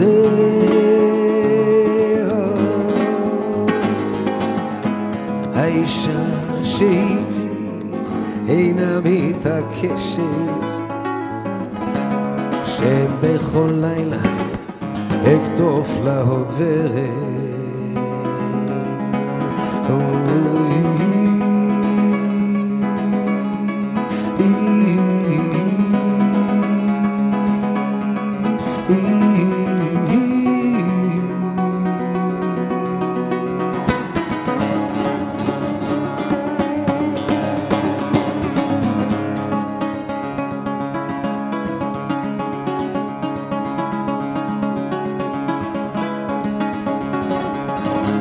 האישה שהייתי היא פרי גן העדן, בנשמתי כמיתר היא רועדת. החברים הם עושים לה עיניים, והאויבים מרימים שתי ידיים. היא תעטוף אותי רק אהוב וסמל, ואחר כך בגופה אותי היא מחממת, ואני לוחש לה. האישה שאיתי היא פרי גן העדן, מחליקה על פניי כמו מים על אבן.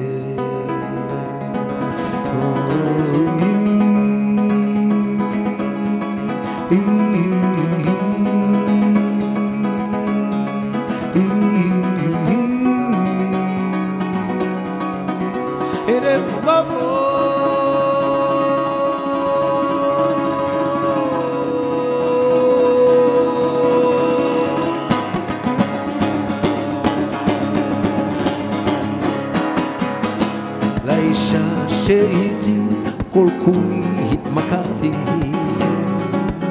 והיא גם זרה בשדות שחרשתי. בבוקר אני מתעורר רק אליה, בחושך אני מגשש של שפתיה. אני שלה עכשיו וכל מה שהיה לי, החברים, הכלבים, הזיונים, המשחקים, על הכל ויתרתי. מסכן חואניטו,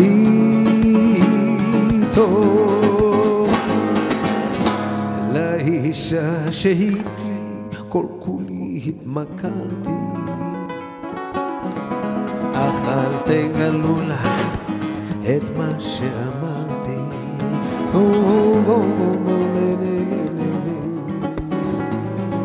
מחליקה על פניי כמו מים על אבן.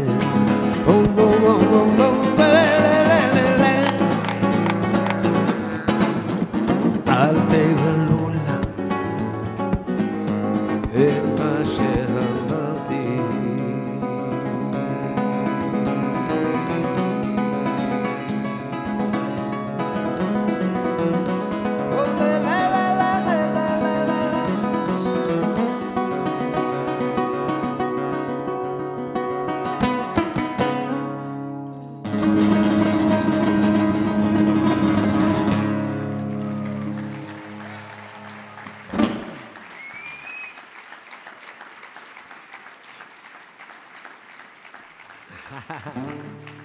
I'll do another song from this album.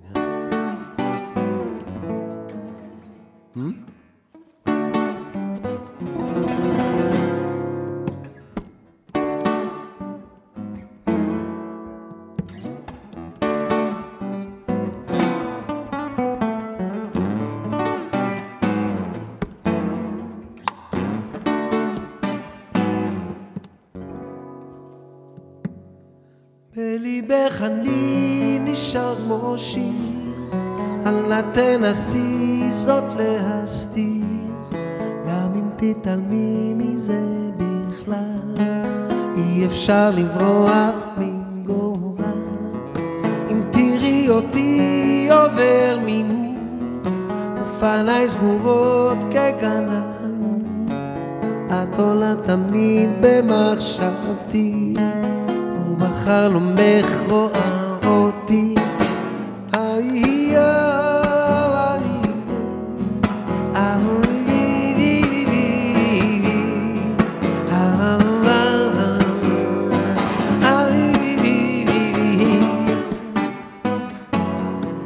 מנגינות פורחות מדמיוני, עינייך מביטות נמסני, על שפתייך החיוך קפה, וגופך צמא ללטיפה. את מלאך לבן בתוך חלום, את השושנה שלא אגזור, ואם לא תהי רק כחלן, כל חיי אבכה שער לבן. איי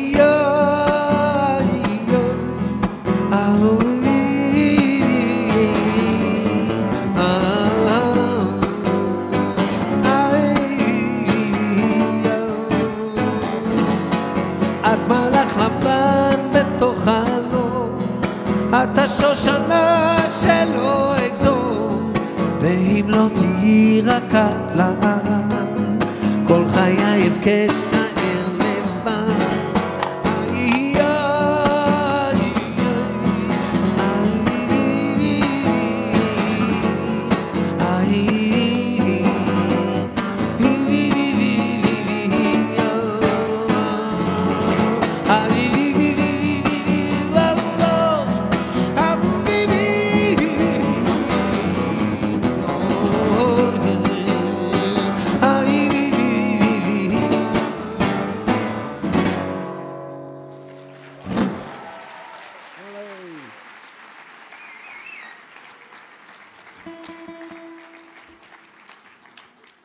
Well, last week, as a matter of fact, until yesterday morning, I was recording a new album in Jerusalem, in East Jerusalem. And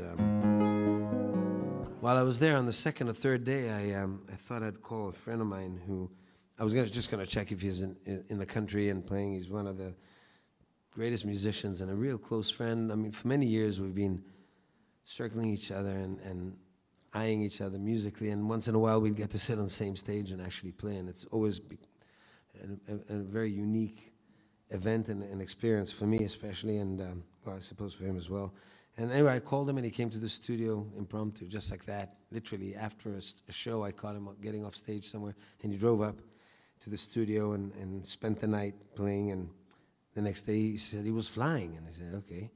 So I'm glad I got to catch you. He said, I'm flying to Toronto. I'm going to be there for a week. I said, no kidding. I'm flying to Toronto too.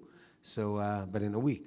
So as soon as I landed today, I texted him, and he answered me, and he said he was here. So I'd like to welcome one of the greatest musicians, oud player, finest oud player in the world, Yair Dalal. All right.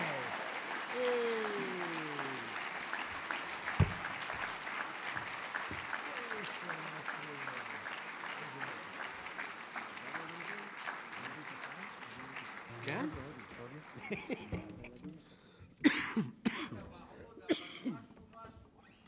נכון.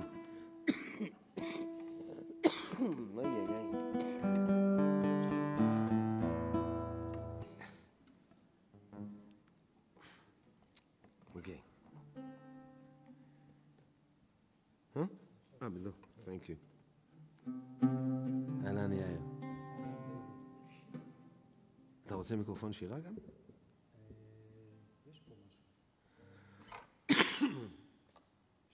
אני אוריד לך את זה? We'll rearrange the stage in a minute. Just a second.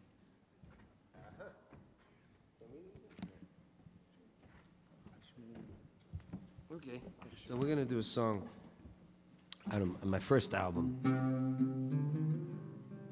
I'll let Yair get us into the mood first. This song is called a Bedouin Love Song.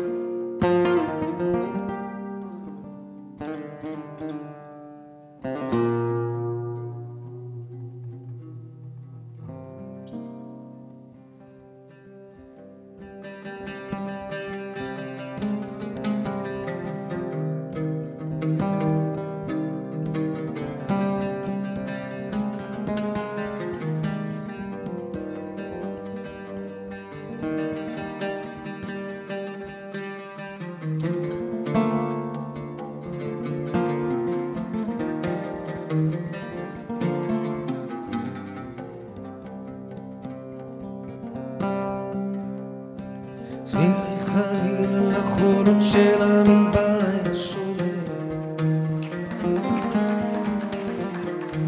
כתפו הגופה הרך והסופה דרפה חדה להיות כמו החולות אני רוצה אותך כמו סלע אז הבקיע לא לראות שוב כשהרוחות אותו ליטפו בעוז החזה מותר אוזניו התמו לא לשמוע לא לנשום כלל את עצמי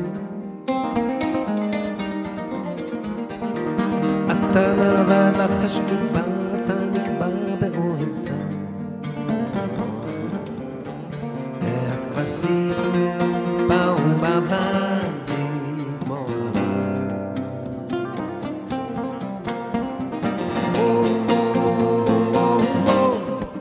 קול קורא לינדון לינדון קול קורא לינדון לינדון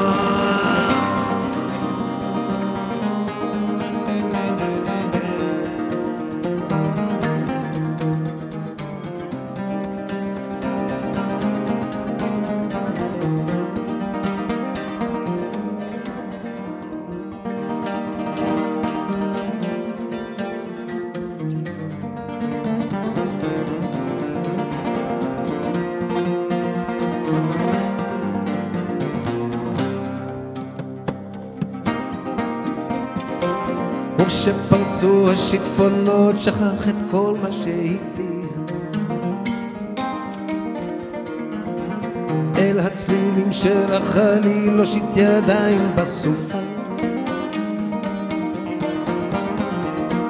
עם חול טירוף בקנה הסוף נסחף שיכור מחול באור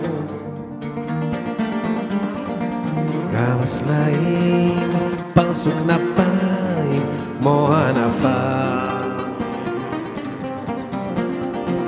וכשחזר שוב על סוסו להעניק את מות האוהל על יריות ובחוטים ובצבעים מילים רק מה ברוך שובך בוגד אחוז היטב במות האוהל כי גם אותי סופה נודדת סחפה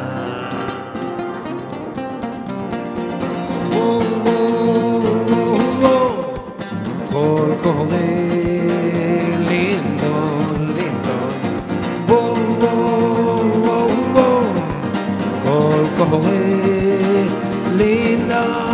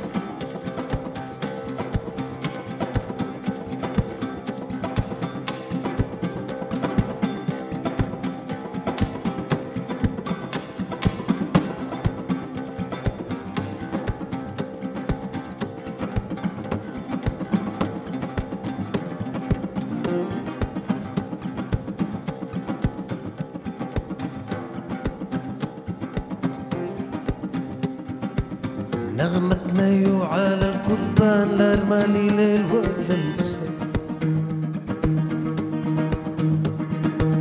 وهو الذئب البورح كل شبال بطري حزان يا ويلفي تكون سحر ما تكون مريض تكون رامي الراحة وعدوك مش راح يرحم زي رمال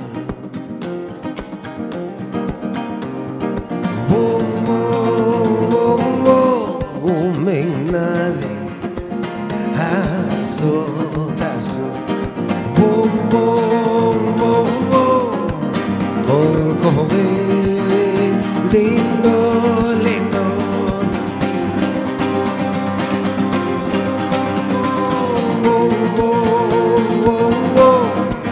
col cove lindo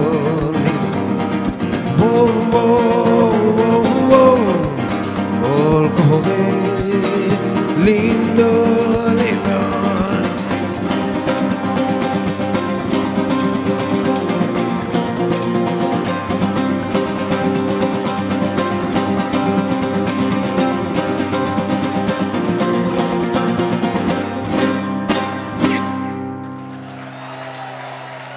Yair Dalal.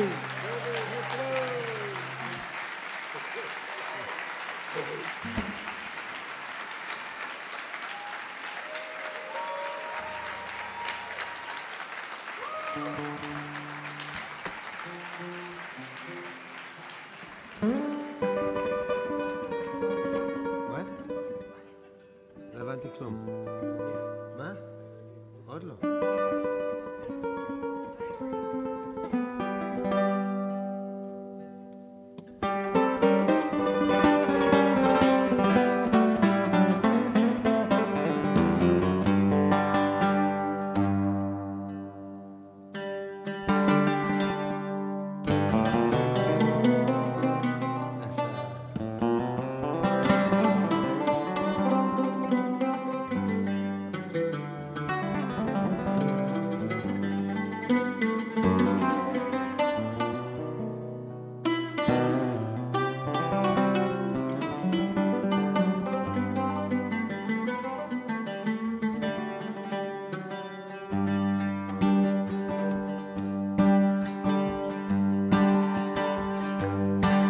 באנו לך מתחת השמיים שניים כמו זוג עיניים יש לנו זמן מתחת השמיים בינתיים אנו עוד כאן את ואני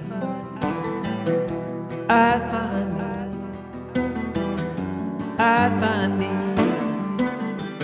והמיטה רחבה לתת אהבה לילה ויום לילה ויום לילה ויום והחיוך מתנצל שהוא מתעצל כן באנו לכאן תחת השמיים שניים כמו זוג עיניים יש לנו זמן מתחת השמיים בינתיים אנו עוד כאן שנינו אחד שנינו אחד שנינו אחד אחד שלם ועגול שלם וגדול בואי ניתן בואי ניתן בואי ניתן אני אתן לך לתת לי לתת לך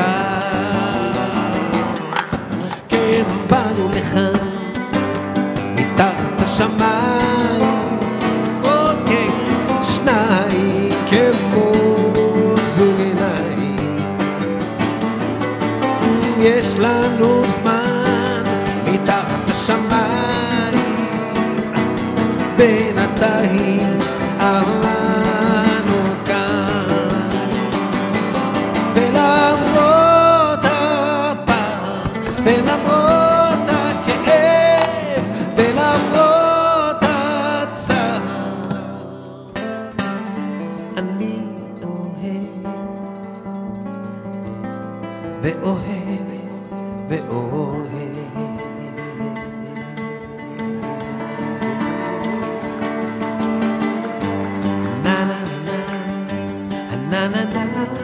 Come on, want to practice some Hebrew? Come on, sing this. Na na na na na na na na. It's real easy. Come on, come on, come on. Na na na. Oh, genge.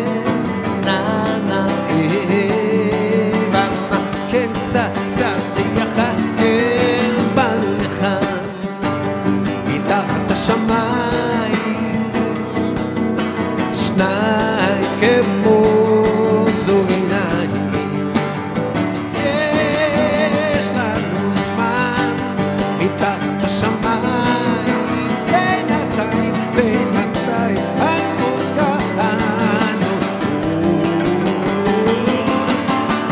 באנו לכאן, כן, כן, תחת השמיים. כן, שניים כמו, כמו, כמו, כמו, כמו, בזוג עיניים. יש לנו זמן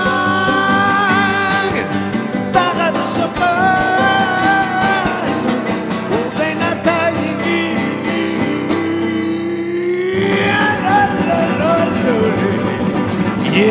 יש לנו זמן.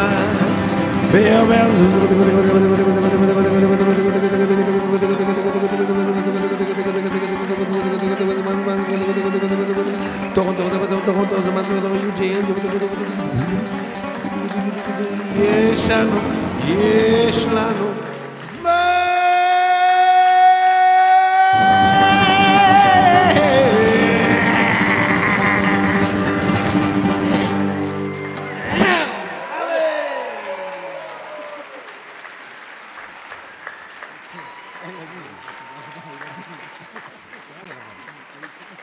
יאיר דלל.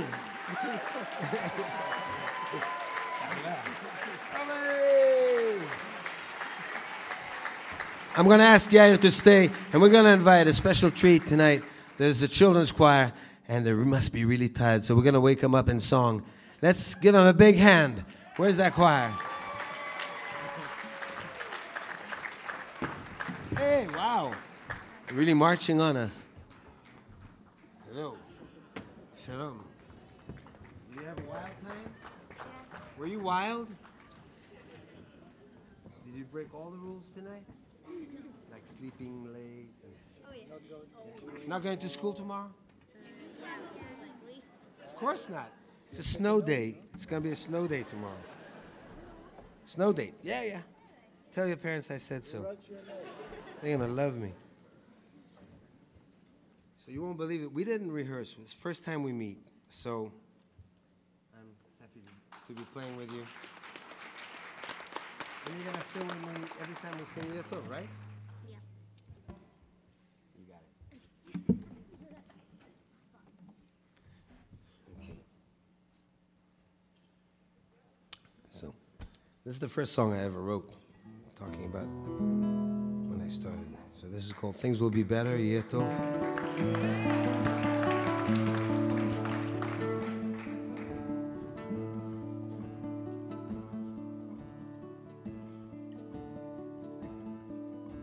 אני מביט מהחלון, זה עושה לי די עצוב. האביב חלף עבר לו, מי יודע אם ישוב. הליצן היה למלך, הנביא נהיה ליצן, ושכחתי את הדרך, אבל אני עוד כאן, ויהיה טוב, יהיה טוב, כן. אני נשבע, אז הלילה, או הלילה,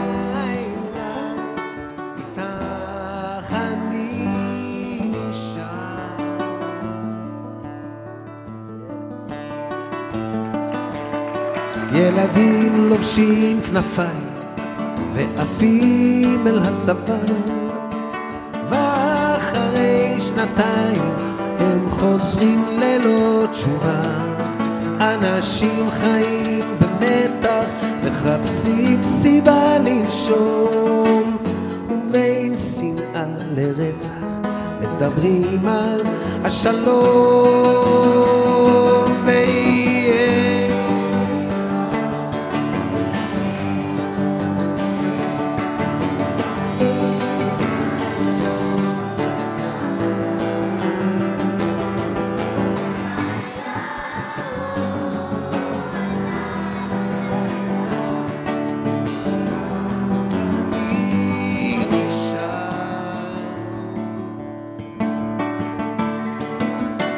כן, שם למעלה בשמיים עננים לומדים לעוף, ואני מביט למעלה ורואה מטוס חטוף. ממשלה של גנרלים מחלקת את הנוף לשלהם ולשלנו. מתי נראה את הסוף?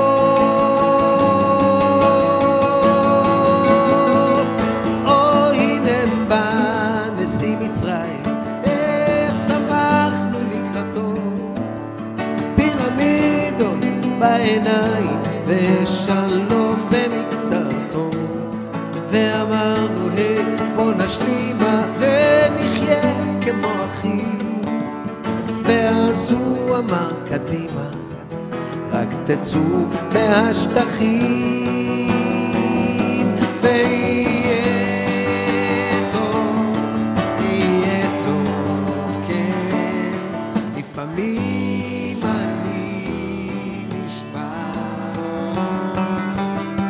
אז הלילה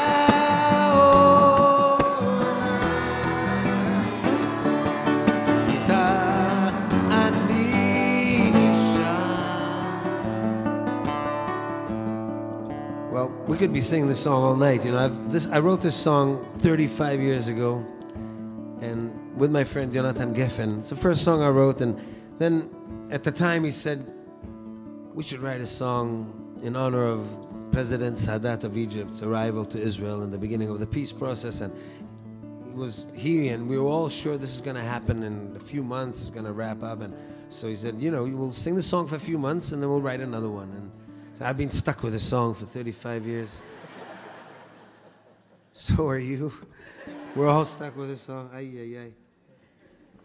But every day we believe this is the one. This is the day. Now, so we have to hope, right? Things will be better. So I've added a lot of verses every time I'd call Jonathan and think, what do you think about the news today? He said, yeah, okay, I'll write another verse. And, you know, a week later we'll just drop it. It's too disappointing. So, but there's one verse that I like to sing which says that we shall learn to live together under the olive trees. And the children will grow up knowing no more war, no terror, no frontiers. And that fresh new grass will grow over the graveyards for love and peace. For after 100 years of war, we haven't and will not lose hope. עוד נלמד לחיות ביחד בין חורשות עצי זיתים.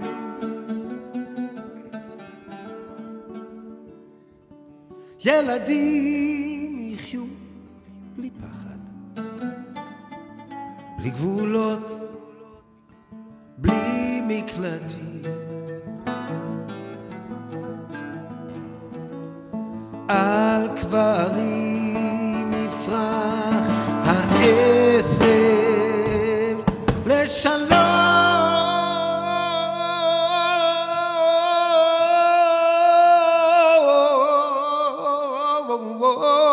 ואהבה 100 שנים של חרב, ועוד לא אבדה התקווה.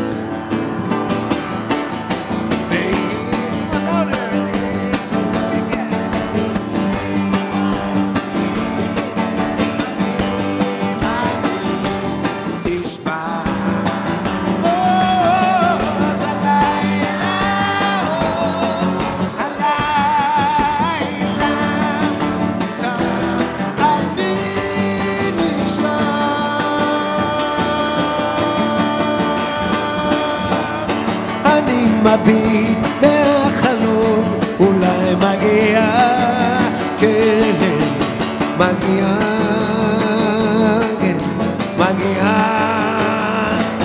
יום חדש.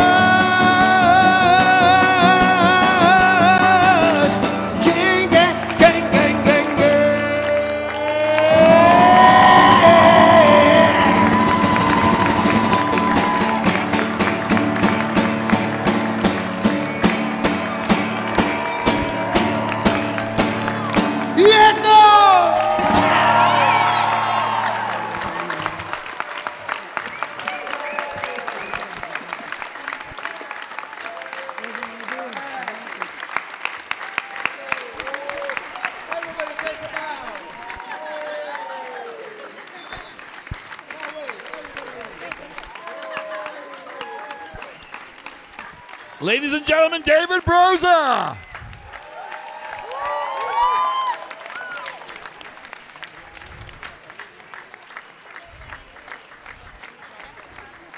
It's impossible to top David Broza. But now, ladies and gentlemen, we ask that you please rise and join the J Roots Choir, who, along with UJA's Makam, young emissaries from Israel, will lead us in the singing of Hatikvah.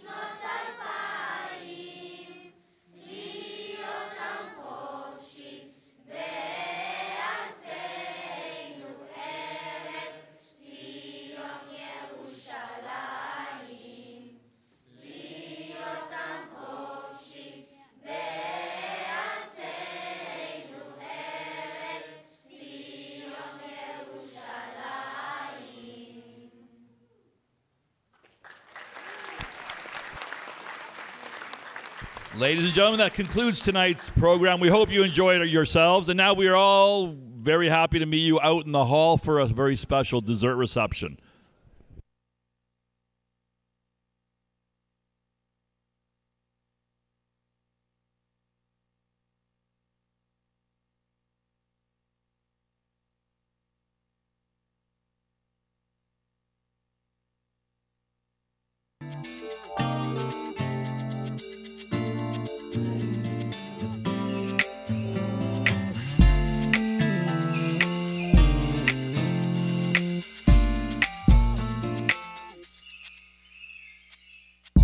את קרובה על קו הגבול, שבויה קסמו של המדבר, את עמוד האש לפני המחנה, בראשית את מסיתה